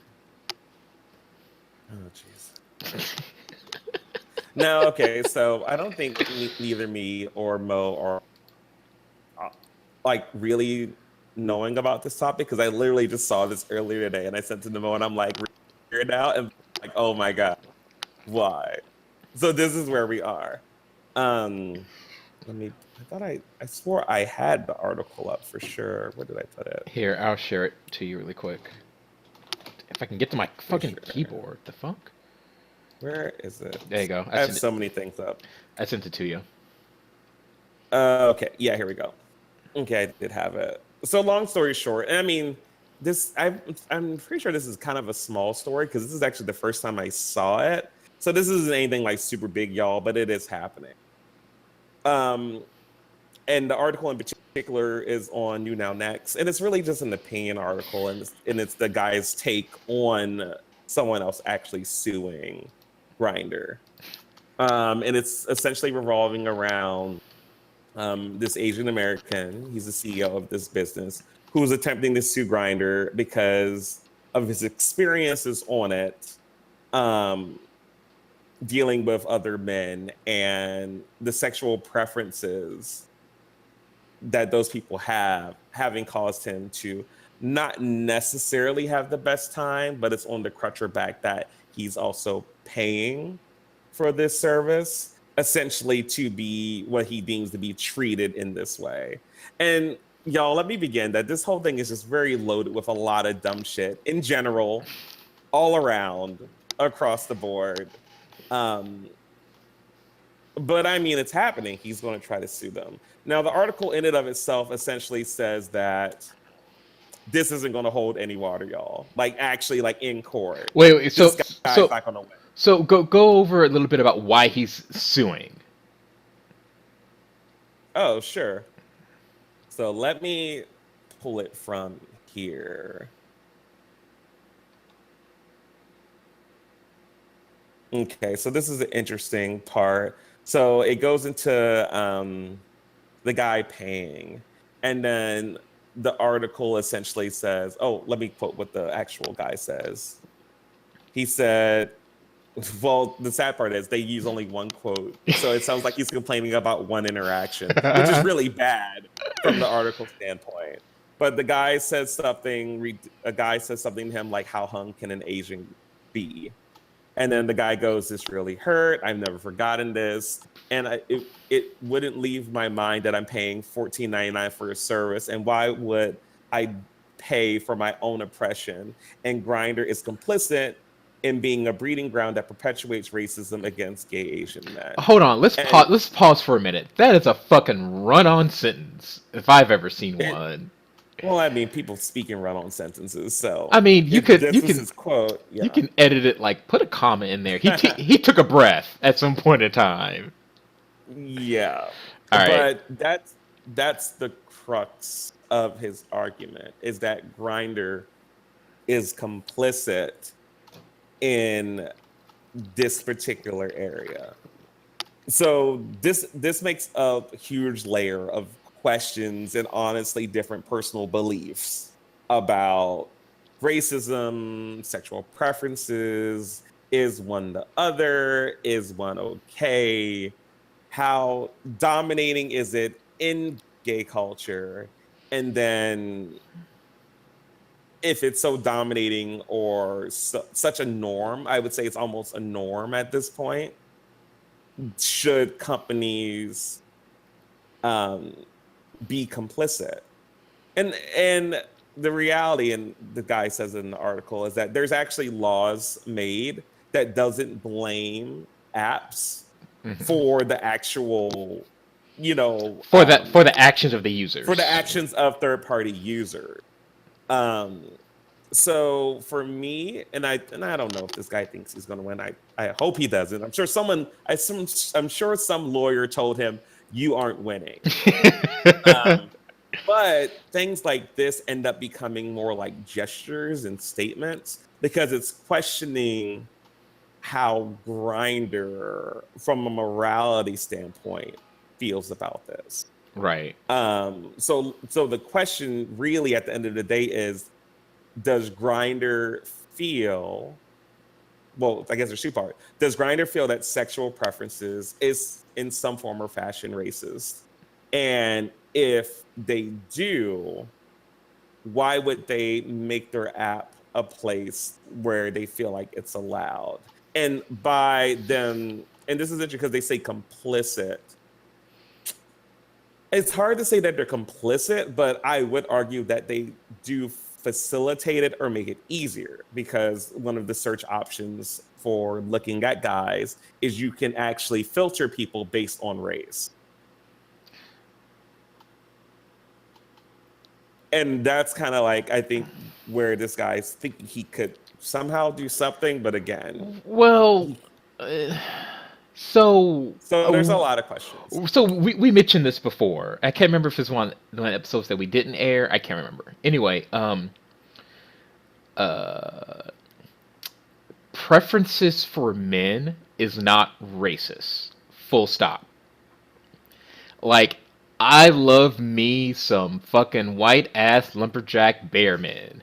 That does not make me a racist. I'm sorry. That doesn't mean I exclude other people, but I definitely have a type that I want, and if I want it, I will use all the search options to narrow down exactly what I want. That does not make me racist at all. So I think the argument that having a search filter is somehow complacent with racism is DOA. That does not hold water at all.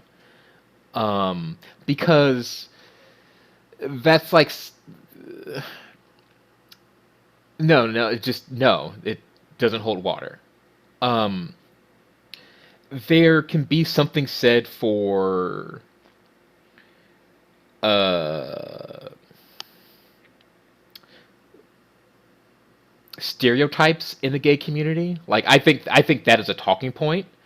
Um, I think it's something that we need to work on. This wasn't the episode that didn't make it, unfortunately. But because we were talking about inclusivity with like adding the Mhm. extra colors to the gay pride flag, right? Yeah. Um, I think we legit as a community have issues with either people being like, "Oh, you're black, you must have a big dick," or like, "I don't want chocolate in my bed," to to everything in the middle, right?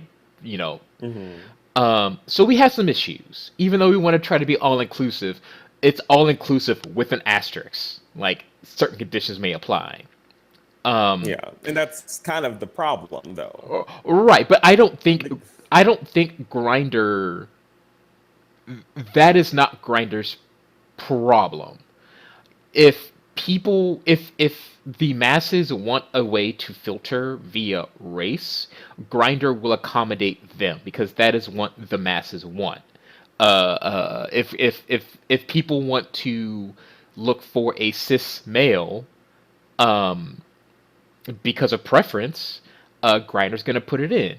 That doesn't mean that Grinder is complacent with the racism or transphobia that the gay community has at large. That just means that they provide a product that people want a certain function of said product. Enough people want it, they put that in. Can it be used for racism? Sure. Anything could be turned nefarious, right? Um, but it is not on Grinder to solve the innate issues that the gay community has. Um, does Grinder exacerbate it? Uh, no, I wouldn't go that far. I think other things exacerbate the current issue, but Grinder is definitely a lens that you can see this in action, if that makes any sense. Like, and I'm not saying that the guy who wants to sue,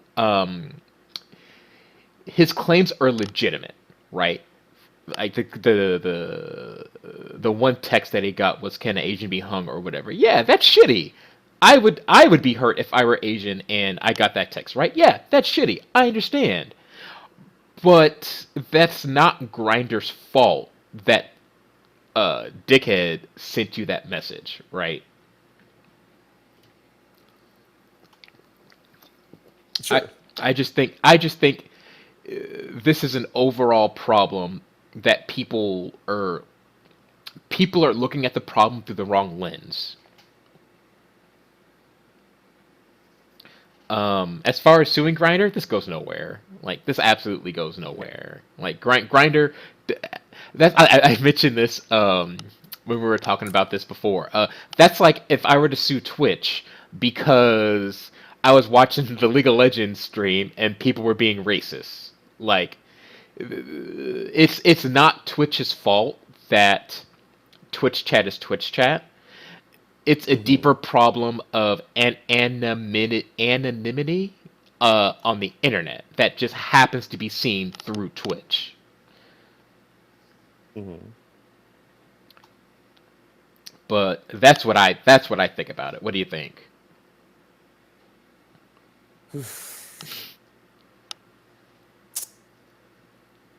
I think so many things. Just to start off. So, and I think I actually said it in my little text to you actually, um, on Messenger. So it's just it's so loaded, but because I guess it's gonna be the word of the day. It's loaded. Um, which also has a whole gay tinge to it. Yay. Uh, oh gosh, where do I even begin? I'm more in line to deeming what the LGBT community deems sexual preferences when it comes to race as racism.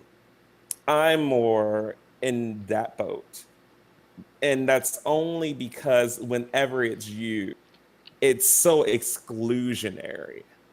Like, for instance, if I say, I prefer Chinese food, like you said, that doesn't make you not interested in the other ones. But that is literally how it's used when it is on a site. It is never, I prefer white guys and Latinos, but I'm open to everything else. It's never that. Those races are requirements. They are not preferences. They are requirements. They are used in if you want my dick to be hard, B, you should be this or this. The word preference is used to soften what it actually is, which is a list of specific things that person is into, and in most cases, only into. It is very few times where I've seen someone use preference correctly in a I prefer this or I prefer this, but I'm open to everyone, or it's not set in stone. I've seen people say stuff like that. And in those cases, that is a preference. Because if I prefer bears, when I say I prefer bears, it doesn't mean that I don't like skinny guys or twinks or people who don't follow bears or not hairy. That it doesn't mean things. But when it comes to race, very specifically, it's used that way. Or people don't even format the preference right. Like they'll say no blacks, just the preference. That's not a fucking preference. When was that fucking preference? When was someone was like, "Oh, what do you want to eat for lunch today?" I don't like Indian. Just a preference. No Well, one says it that way, but that is literally how it's used. So so I think there's a little bit of a mix between what a preference actually is in like its standard definition and in other areas versus how it's used specifically when dealing with sexual preference in the gay community. so I e- even if we're talking about a person, not an event, because those are two separate sides of the issue. If it is a person saying no blacks or only blacks or no Asians or whatever, even if that is even if it is exclusionary, I don't think it's racist. I still think it is an exclusionary preference, like your dinner thing. Like I've got a friend who I'd be like, "Oh, let's go out and eat Indian." He's like, "I don't want it." That doesn't mean he's just because he does absolutely We probably should 100%. use the food. Oh We should use yeah, yeah. Well, it's just don't do it. too late, too late, There's no parallel. too late, too There's no late, parallel. too late, too late. I'm already down this rabbit hole. We're gonna keep on digging. Uh, Even if he says he does not want that, it that doesn't. Yeah, you're right. We shouldn't use the food. Yeah, but the problem is though, um, getting away from the food because the food's too weird. I'm sorry, yo. I'm sorry I made that initial We tried. translation. We So tried. We couldn't do it. it's retracting. We're retracting it all because it's a hard point to argue. But the problem is when it is exclusionary, you can argue that it is discriminatory. That's the problem. Because if it is exclusionary, you are discriminating against that race. But it's still a preference. Like, But you're discriminating. I You would. are literally discriminating. I Though. don't. I don't like. I don't like using discriminating in this way because Okay. um you I will say this, you're not wrong, but discriminating is a very powerful word that I would only it's like racist, like Yeah. when you say something that's racist. I Okay. there are many other things to describe something before you get to racist. So that's my only hang up Sure. is it discriminating? Okay. That's a very powerful word. Um but along the same lines, it's still a preference. Even though it feels bad, don't get me wrong, it feels really bad. Because I've been in that situation where I've gone to a furry party, hung out with some people, new guy. I'm like, hey, I'm Mo, nice to meet you. And they're like, I don't do black eyes. And I'm like, all right, fine, bye. Like, my intention was never to Yeah. fuck you in the first place. Now you just lost a friend for no dumb reason, right? Mhm. It in the back of my mind, yeah, it kind of hurts, but at the same time, they don't want me, and that's fine. Like, there's something about me that they do not want. That does not mean that. But see, that's the thing, though. No, but see, I don't think. I'll let you finish first, That just in case you like Oh, answer my all question. right. Like that doesn't a sexual preference is a small portion of the overall person. Like, I can be friends with someone who just isn't sexually attracted to me, and they may be gay. They're just like, I'm not into black guys. Cool, fine, whatever. That doesn't mean that they hate blacks, at large. That doesn't mean that they hold racist thoughts or tendencies or things like that. It's a preference. Um, and I get it's hard to decouple uh, racism and exclusionary, being exclusive. I get that. That is a very hard thing to decouple because I'll go back to a point I mentioned earlier. If we were talking about a group like a bar or an event and they said Hmm. no blacks or no Asians, okay, that's where I draw the line. Can't do that. you start to get into really bad territory. But But then if I said if this was for dating and the people here aren't sexually attracted to black people, that's why we didn't invite him. Now what?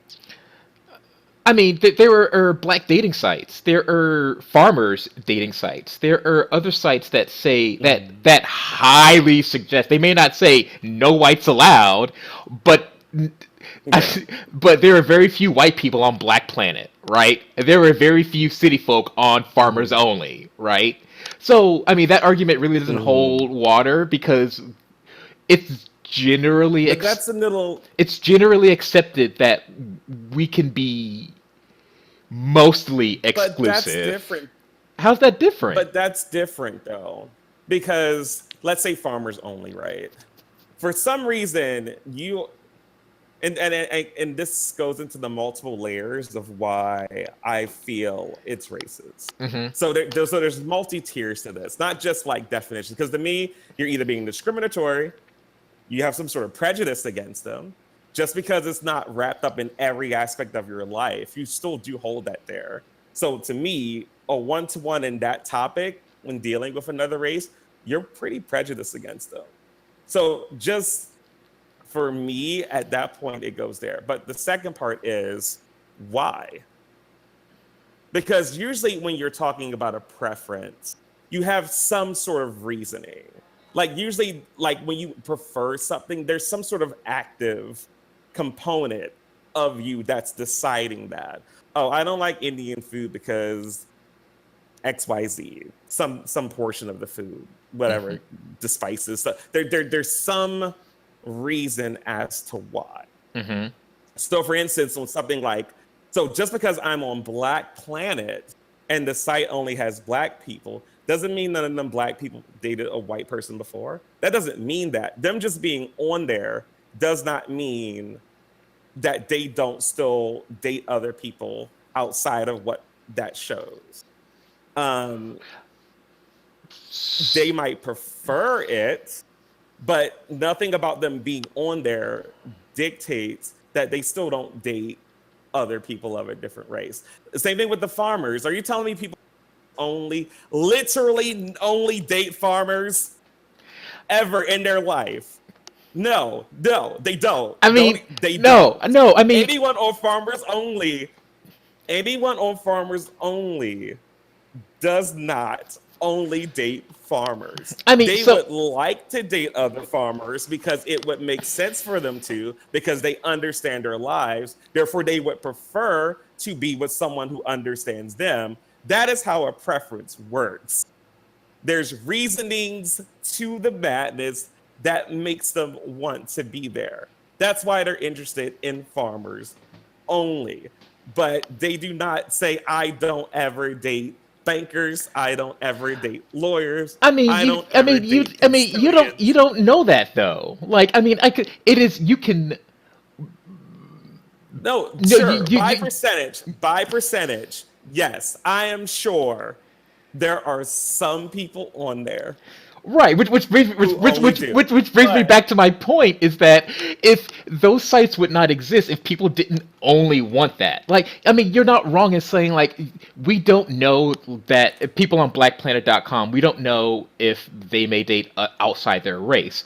But I am willing to bet a whole lot of money that a lot of people that are on blackplanet.com are only looking for black people. I'm pretty sure people that are on farmers only are only looking for farmers. Like it you, but see, looking to and being attracted whoops. to me are two different things. Because what I'm looking for at the moment can always change. But you But the can't. way it works with, again, there's a difference between the way it's being used in the way it's described in our sites and apps that's different from other preferences like body type or hair color or stuff like that, because I prefer guys that might have dark hair. Right. So Does that what mean what's the difference sure. between someone whose only preference is this?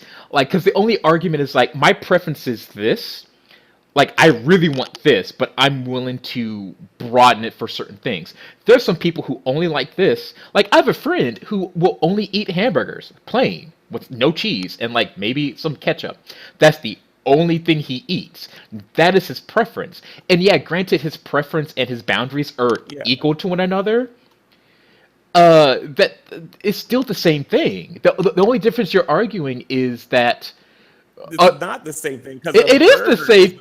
No, a no, no, burger is food that no, no, no. doesn't Listen, have other no, aspects no, to no. it Hold on. that you could be attracted to. No, no. No, go So, ahead. so, so, uh, what I am attracted to is this is plus or minus one. So let's start at zero. Like plus or minus one, -1 to +1 is what I absolutely want, right? I will do anything to get within that range. Then let's Hmm. say plus or minus three, +3 to -3 is what I will deal with, right? Like you're not in that range, but you're still fuckable, right? We'll still do the dirty, right? Okay. There are some people's whose preference and their what they'll accept are equal. Like my preference is +1 to -1, and my boundary is +1 to -1. Like their preference and their what they want are one and the same, and which is why I don't I which is why I can accept when someone says I only want this or I do not want this because what they want is so strict. It's like fine, whatever. You don't have any you don't have any overlap. You don't have any other plus or minus outside of what you want, and that's fine. That doesn't make you racist. That has no other implications on your personality other than your dick won't get hard when you're around me. See, first off, I don't believe that at all. I don't believe that at all. And that's another tier of why I call bullshit. Okay, so if you're going to try to beat me, you have to go through because there's multiple levels in this one. Because I don't believe that anyone truly subconsciously knows what's going to make their dick hard. Typically, the way this works is someone will say, historically, in my sample size of black men I've seen, I've just never gotten hard for them. Okay. Sure. So then that creates what they deem to be their preference. Based on me having not got hard for these black guys, therefore I must only prefer XYZ or whatever, or only white guys or whatever. Right, right, right. Because in all the Asian people I've met, the Indian people I've met, the Middle Eastern people I've met, every type of Asian possible, and every type of black person that exists, my dick has only ever gotten hard for white people. Bullshit! You literally have no idea. And this is my other problem. It's an argument that it's not within their control. In other words, I've learned something about me that's my subconscious. My virile desires and tendencies only spring up for white guys. Right. To me, with working off of something that's a subconscious thing like that, it's hard for me to draw that line and say when that's always the case. Right. I have not met every black person under the sun. I've not met every white person under the sun. And I definitely haven't met every Asian person under the sun to deem any race undesirable. Right. So you're And to make that act of choice, to say that is a problem to me. so okay.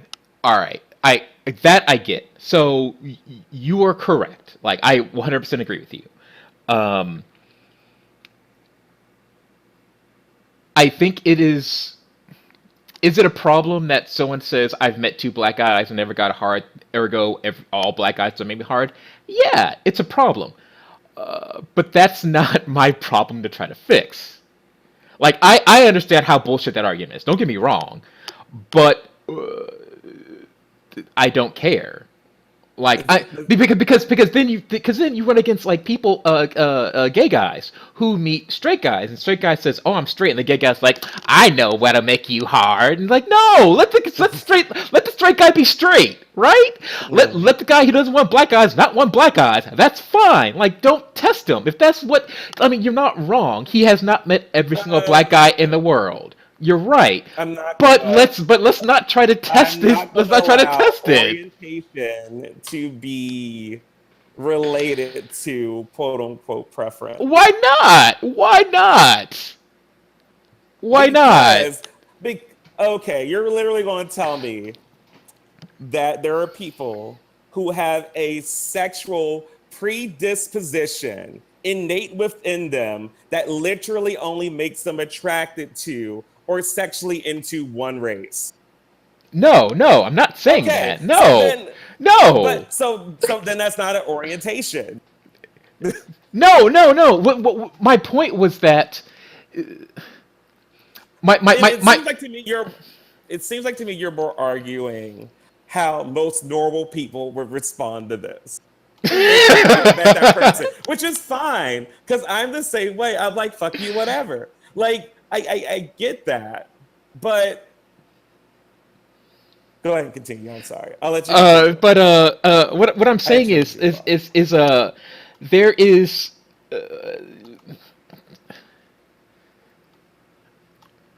I will admit comparing sexuality to this is a little shaky, but roll with me for a minute. Um, Okay.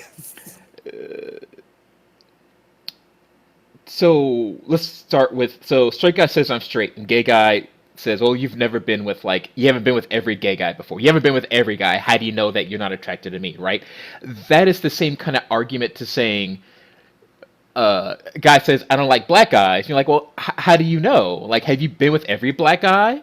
You know, if it was just the three that you've been to, right?" It's the same kind of argument. Don't give me that side. No. Yes, it is. It is the exact same No. argument. Yes, it is. No. It totally is. It is not. It It is is. not. It is. I think it is. I 100% think it is. I don't think Are it is. are we gonna say, like, in order for you to say I only want black people, or I'm not attracted to a black guy on a dating app, you have to be with every single black guy? Like, what's the threshold? It's Have you not have about have being you with been with every single black 100? Have you guy. been with It's not 1,000? a. What is our It's in not. number? What Well, is it first like? off, a lot of them haven't even been with any of them to know that. First off, because they're not fucking them or being with them to know. By the way, so first off, no, that doesn't even count. Because in a lot of these cases, it's literally just fucking looking at them to kind of get an idea. And then for a lot of people who mix personality into being attracted, you really even don't know then. Because there's a lot of people who fit within certain parameters that you may not be interested in, but then you learn something else about them and you do like them. That's my problem. It's so exclusionary and rigid with no real true basis behind it other than what that person has decided to create. There's a part of their exclusionary choices that's active on their part, and I they're not being true to whatever they actually subconsciously feel I about no, I someone. agree that does not make them racist. Like, I 100% agree that does not make them racist. It doesn't. I mean, you're not wrong. You are 100% correct. That does not make them racist. That does not make Well, that a racist choice. I do still find that racial either discriminatory or through prejudice. So I think we might be at an impasse this I think way we are. I on think this we one. are. Just that because I think it's both of those things because I that's literally kind of what they are. I don't think so. I think this is the first Yeah. topic we've come to where we disagree with. Well, A, we disagree with, Oh and yeah. B, have come at an impasse. Oh yeah. Yeah. Because I mean, because I'm someone who's had sexual preferences in the past that I deemed exclusionary things for race that were like racial. And I don't buy the argument at all because I get argued that I had that. When I was younger, I did not like Asian guys at all. I told myself I didn't like Asian guys. And then I saw an Asian guy I found attractive and I was like, whoa, surprise. And guess what? I decided to just eliminate that. Right. because I finally had that person that did it. And then as soon, and it was interesting because, and who knows, maybe I just like to understand myself a little bit more than other fucktards because I'll go there. But when I first was gay, and again, because people, that's one of the things, there's a lot of active creation on people's parts where sometimes you're gay, your girlfriend will ask you, so what kind of guys do you like? And sometimes you haven't even thought about it or Hmm. really even assessed yourself on what you like. You can only sometimes go off of what you've done so far. And sometimes you can jump the fucking gun Right. on what you think you know about yourself or what you think you experience. And for me, when I was realizing the type of guys I like, I deemed that I like bigger guys who were either muscular, they had a lot of facial hair or body hair. And guess who that typically isn't? Yeah. Not Japanese guys, just Asian guys. Yeah. And I had deemed that from the ones that were around me. So in Baltimore City, looking at all the Asians there, most of them were Korean.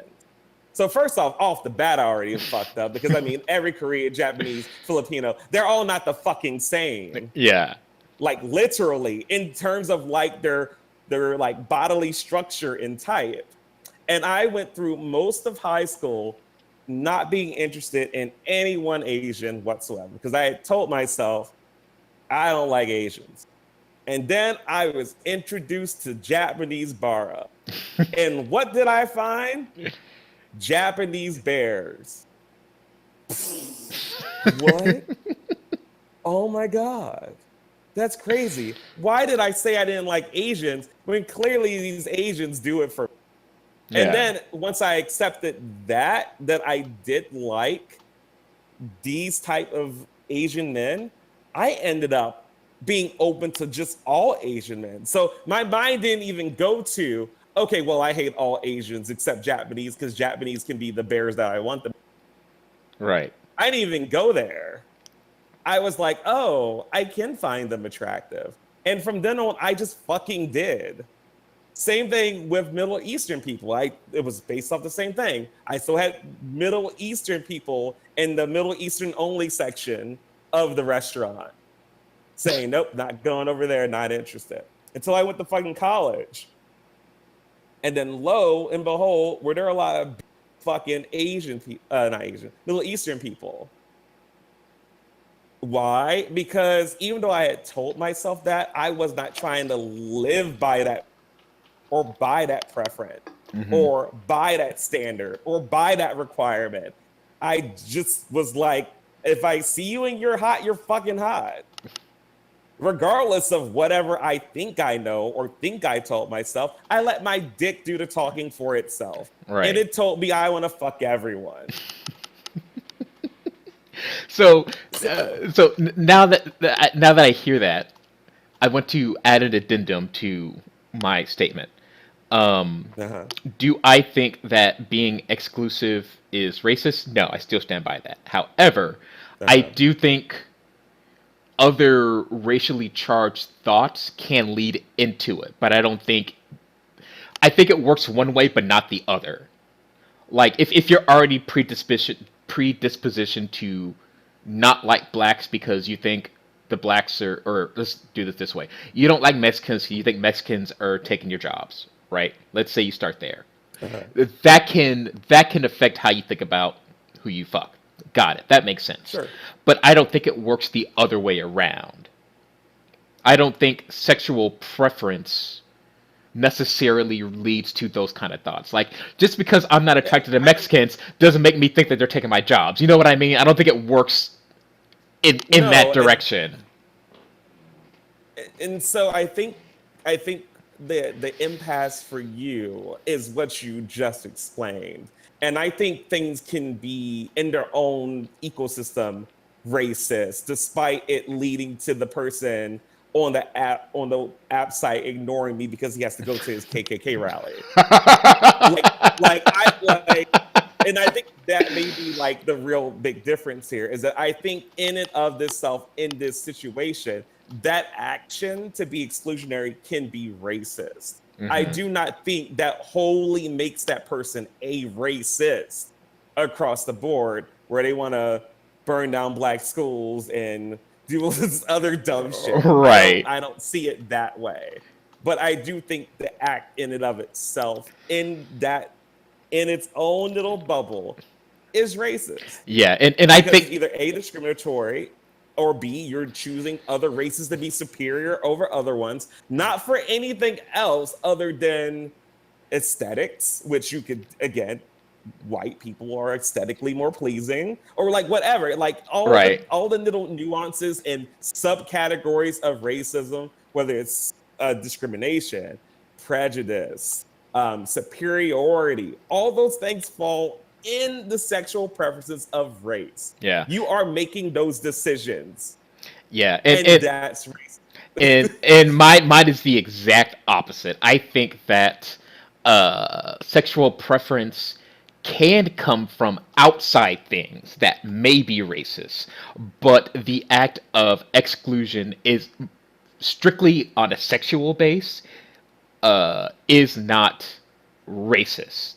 Um, because like I mentioned earlier, I don't think it works the opposite direction. Can there be a white guy who just got came from his KKK rally, gonna jump on Grindr, gonna suck a quick dick? Oh, don't want that black dick. That black dick's inferior. Like that is the race, the part of the racism coming into the sexual preference. I do not believe that someone who was excluding me strictly because of race necessarily leads into racism. See, I still think we're arguing different things. I think the act in and of itself is racist. I don't think it's the gateway drug to all levels of the race cyclopedia. Right. Oh well, I still don't think it's racist, but No, no, I know, but I'm just yeah. saying you keep using that example, and I'm like, I'm not saying that that's what that does. I don't No, no, think no. Oh anyone's no, no. I'm not okay. saying that's what you think. I'm saying that is my logic on why I do not think it's racist. Okay, That is how I'm looking at the situation. I'm not saying you believe that. That is my sure. belief structure that is shaping that opinion. Okay, Yeah. okay. So then yeah, we're definitely at an impasse. We're not even arguing the same fucking semantics and how we got here. So okay, so that's pretty much done. But because I was like, so we're not even arguing, even in the same train of logic here. Okay, so anyway, that being said, while I would agree with you, even on that case, the problem ends up being the actions that the people take, and how it's not just exclusionary in just inter I shouldn't well, I guess it is exclusionary interaction, because typically what happens um, is you're on a dating site, and let's say the person says, I just want friends, and you message them and they go, I'm not into black guys, or they never respond to you because they're not into black guys. You're in a situation where your current interaction has literally nothing to do with you guys fucking. Just responding to the person, Well, or answering their question, or saying hi. so mm, the assumption there is what is more than likely the issue is that they want more than just friends. Like I would lean toward that being the case. Like they don't want to outright say, "Hey, I'm here for sex." They want to say, "Oh, I'm looking for a friend," and maybe more. Like they really want the Yeah, dick. They're just being all coy about it, right? sure. I would lean But on it being yeah, that than it actually being exclusionary because I don't but it's not I don't want to be friends with black people. I don't think it's that. what I'm saying is this leads to them not even talking to you. And Yeah. and that's kind of part of it. Because I mean, even if you want to say the conversation in and of itself is 100% sexually charged on every interaction, then maybe I could say, okay, I guess they don't want to talk to me because they don't want to fuck me. That's still first off, that's just fucked up. In general, as the people, that's fucked up. Right. But even then, because and I'm sure this is probably other things that he experienced, and I think a lot of minorities probably do in general, is that if it's all ran by just the sexual desire, the fact that people don't even speak to you just adds fuel to the fire of it seeming racist. Because it's one thing if my response was, hey, I want to drain your dick to the point where your balls are the drought that California experienced at its worst time in Oh, 19 whatever, oh or my some god. dumb shit like that. And they go, sorry, I'm not into black eye. That would make sense from a sexual preference. Because I just engaged or specified the intentions of wanting to fuck you. Hmm. And you're like, I'm not having that noise. I only like white guys.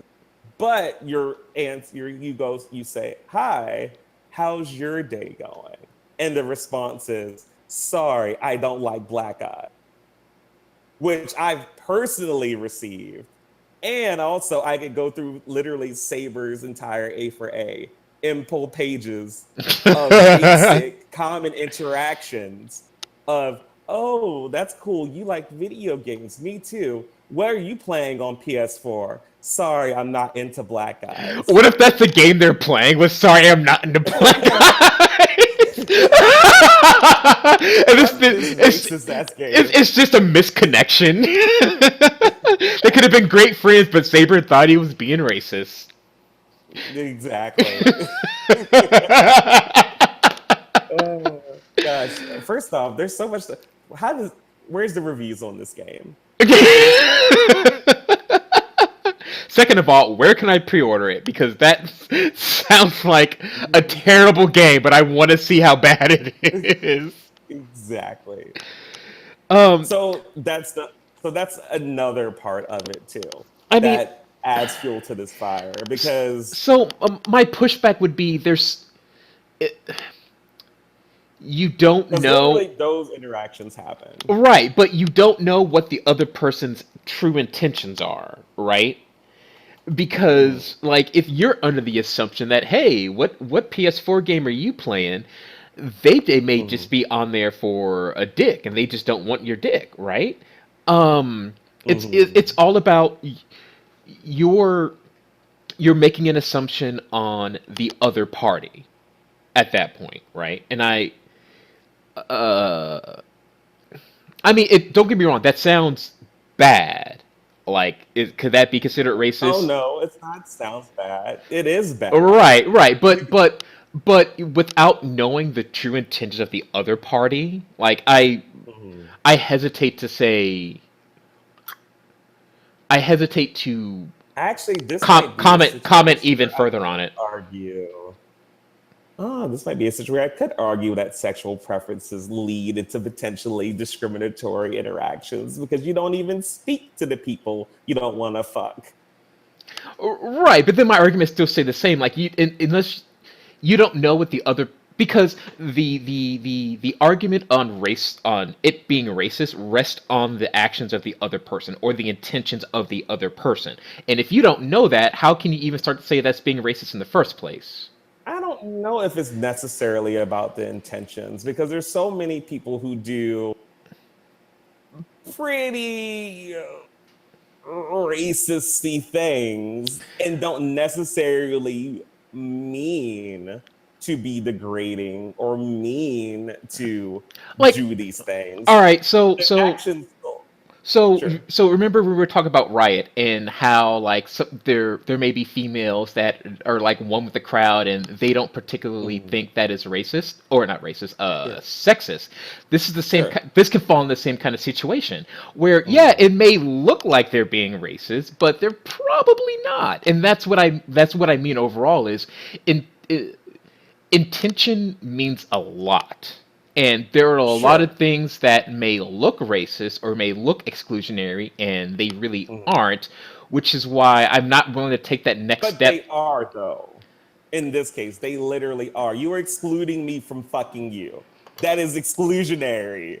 Regardless of your intention, you don't mean it to hurt me Well, I personally, mean, I mean, but you are no, excluding me right? from No, fucking you. in that case, yes. But when I'm saying like, "Hey, how's it going?" and they're like, "Sorry, not into black guys," like you don't know what their intentions were, right?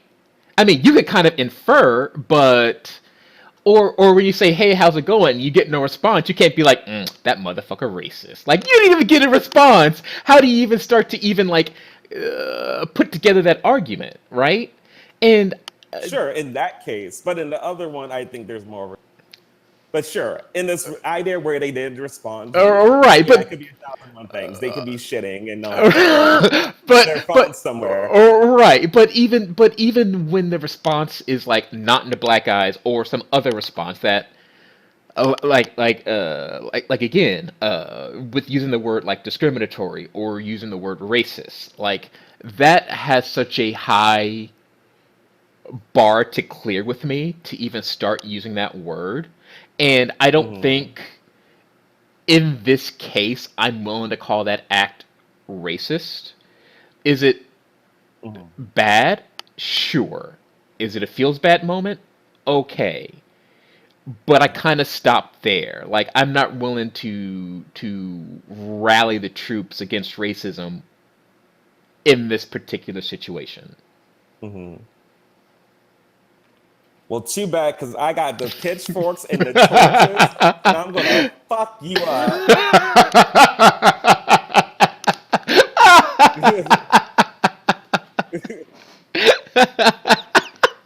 100%. Full go. Oh Not full man. stop. Full Full go. go. Full go. Just God. because to me it's too active at this point. It's from the basis of it being argued about this subconscious thing I can't control to so many active levels and participation on confirming, enforcing things to go that way. Yeah. It spins out of control from being just a, oh, I can't help what my dick is into. Oh, I guess it's never in the black men. To don't talk to me. I don't care if you said hi. I don't care if you're inquiring about the long thesis statement of hobbies I put into my profile. I don't care about any. You are black, therefore you don't get interaction. I don't fuck to you. I won't fuck you. I don't want to talk to you in this Oh, medium. and And we don't to go back to my previous statement, we don't know the reasons why that may be for them. Like for instance, I met a there was a furry who I met, really good friends. And mhm. now we are, but when I first met him at a party, he was like, "I'm into the black guys," and I was like, "Okay, that's nice, whatever." Turns out he was raped by black guys, and so I'm like, "Oh, got it. I understand now. I understand where this preference comes from now, right?" So, Mm. yeah, it may look bad, but you have no idea why that person is like that on the other side of that screen or on the other side of that profile. Which is why I am not willing to get my racist pitchfork out. So to me, his racism made more sense. That's what I hear to me. There's more of 1% of people who may have been raped by black men, therefore they don't like black men. Scenario. I could listen to that situation and be like, sure, I get it. But in general, I don't think there's a lot of really good hard concrete reasons why. Because one of the first reasons I would always hear from people who had this preference was they weren't raised around black guys. Which is So like, they okay, just never fine. developed. They never developed this. this attraction for them, Okay. which is like instantly countered to any time a black man goes overseas to Europe or something, and literally everyone wants his black fucking dick Well, I as mean, far as he could go across the. And they're not raised around a bunch of black people either. So then you get this part of one party saying, well, I've never been around them, therefore I haven't developed that kind of interest. oh, And then you have people on the other side, I'm attracted to what's different. that the one does not make the other one incorrect. Those are two. No, it doesn't. It doesn't. And I'm not saying that it does. I'm just saying the reason behind it still doesn't change to me what it is. It has certain levels of varying, I understand it, but it doesn't erase the blunt of what it is anyway. So, in other words, my reception to that act has varying degrees of responses based on what it is. From the Right. guy who like the other problem is there's no fucking. So it's hard for me to even say a good reason. You probably only brought the only understandable reason I could say is kind of good, but in general, there's no real good reason for it because, like you mentioned, there's nothing probably biological about it. I highly doubt there's some biological predisposition that this person cannot control it. Right. It Right. just happens. So what is making it happen? And it's some mixture of some sort of social expectations, some sort of society, something. But all those things can be deconstructed, and all those things can definitely be changed. Oh no, And to I and 100% and agree. to actively take it and beat it into the dirt to the point that it's this harsh requirement is just too much action on their part for me just to believe it. It's just hard for me to Hmm. not see it as because you're actively participating in being exclusionary. You are taking those extra. It's not just like, oh, you sat there and a black guy said hi, and you looked at him and you realized you weren't interested, and you were like, sorry, I'm not into you.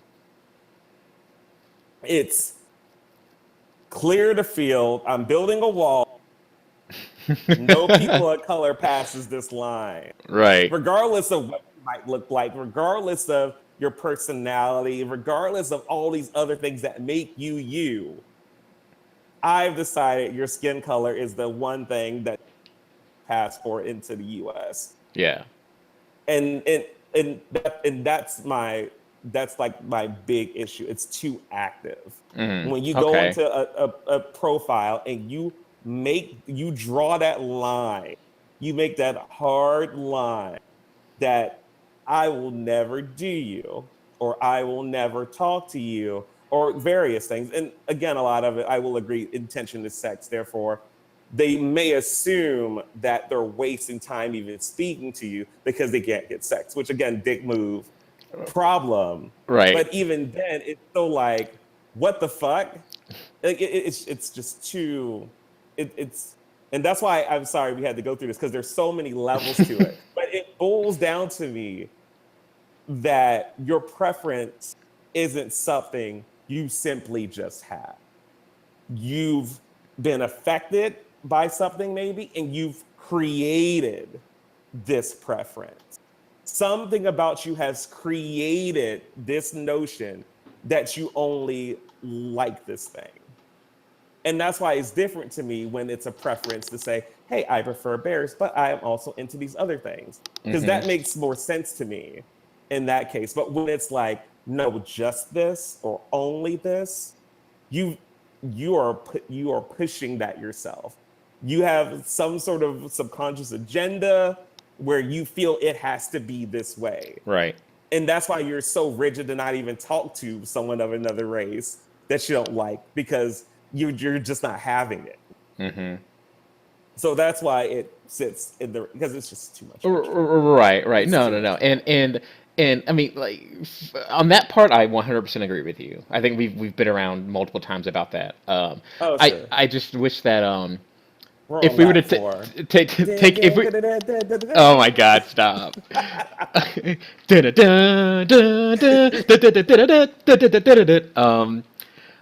If we were to like take your clip, that entire well, the last like 5-10 minutes, and just like whenever you go onto Grinder and you see someone like no blacks, you just put that link right there, have them watch it, and be like, "This is you right now.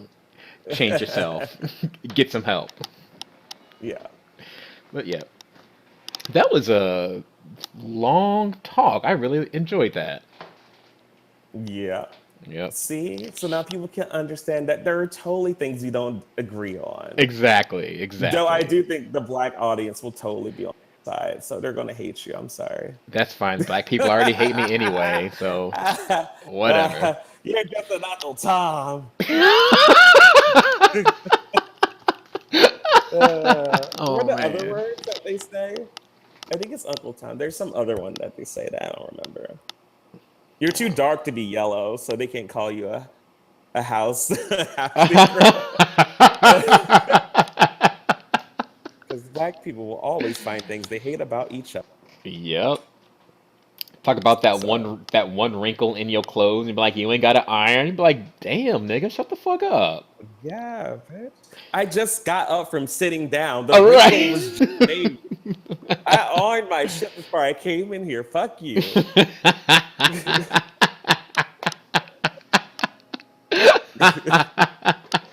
Oh man. All right, let's cut it. We have been going for like hours. No, I had a feeling. As soon as we brought the grinder, I'm like, ugh, I want to have to go through the 50 reasons why I find it the new Netflix series. 50 reasons why. 50 reasons why. We did a, oh my god.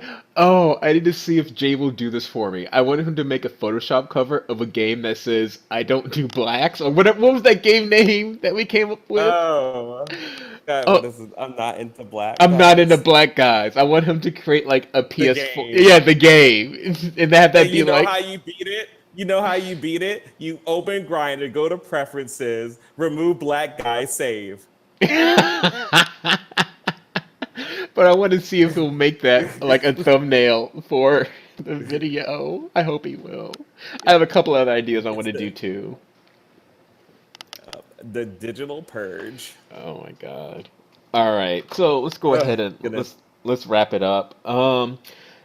So let's plug a few things. This weekend I'm gonna get our Facebook group set up. So I think we have enough content now, especially with this episode. Facebook.com/slash Sorry, y'all. two cups of black coffee.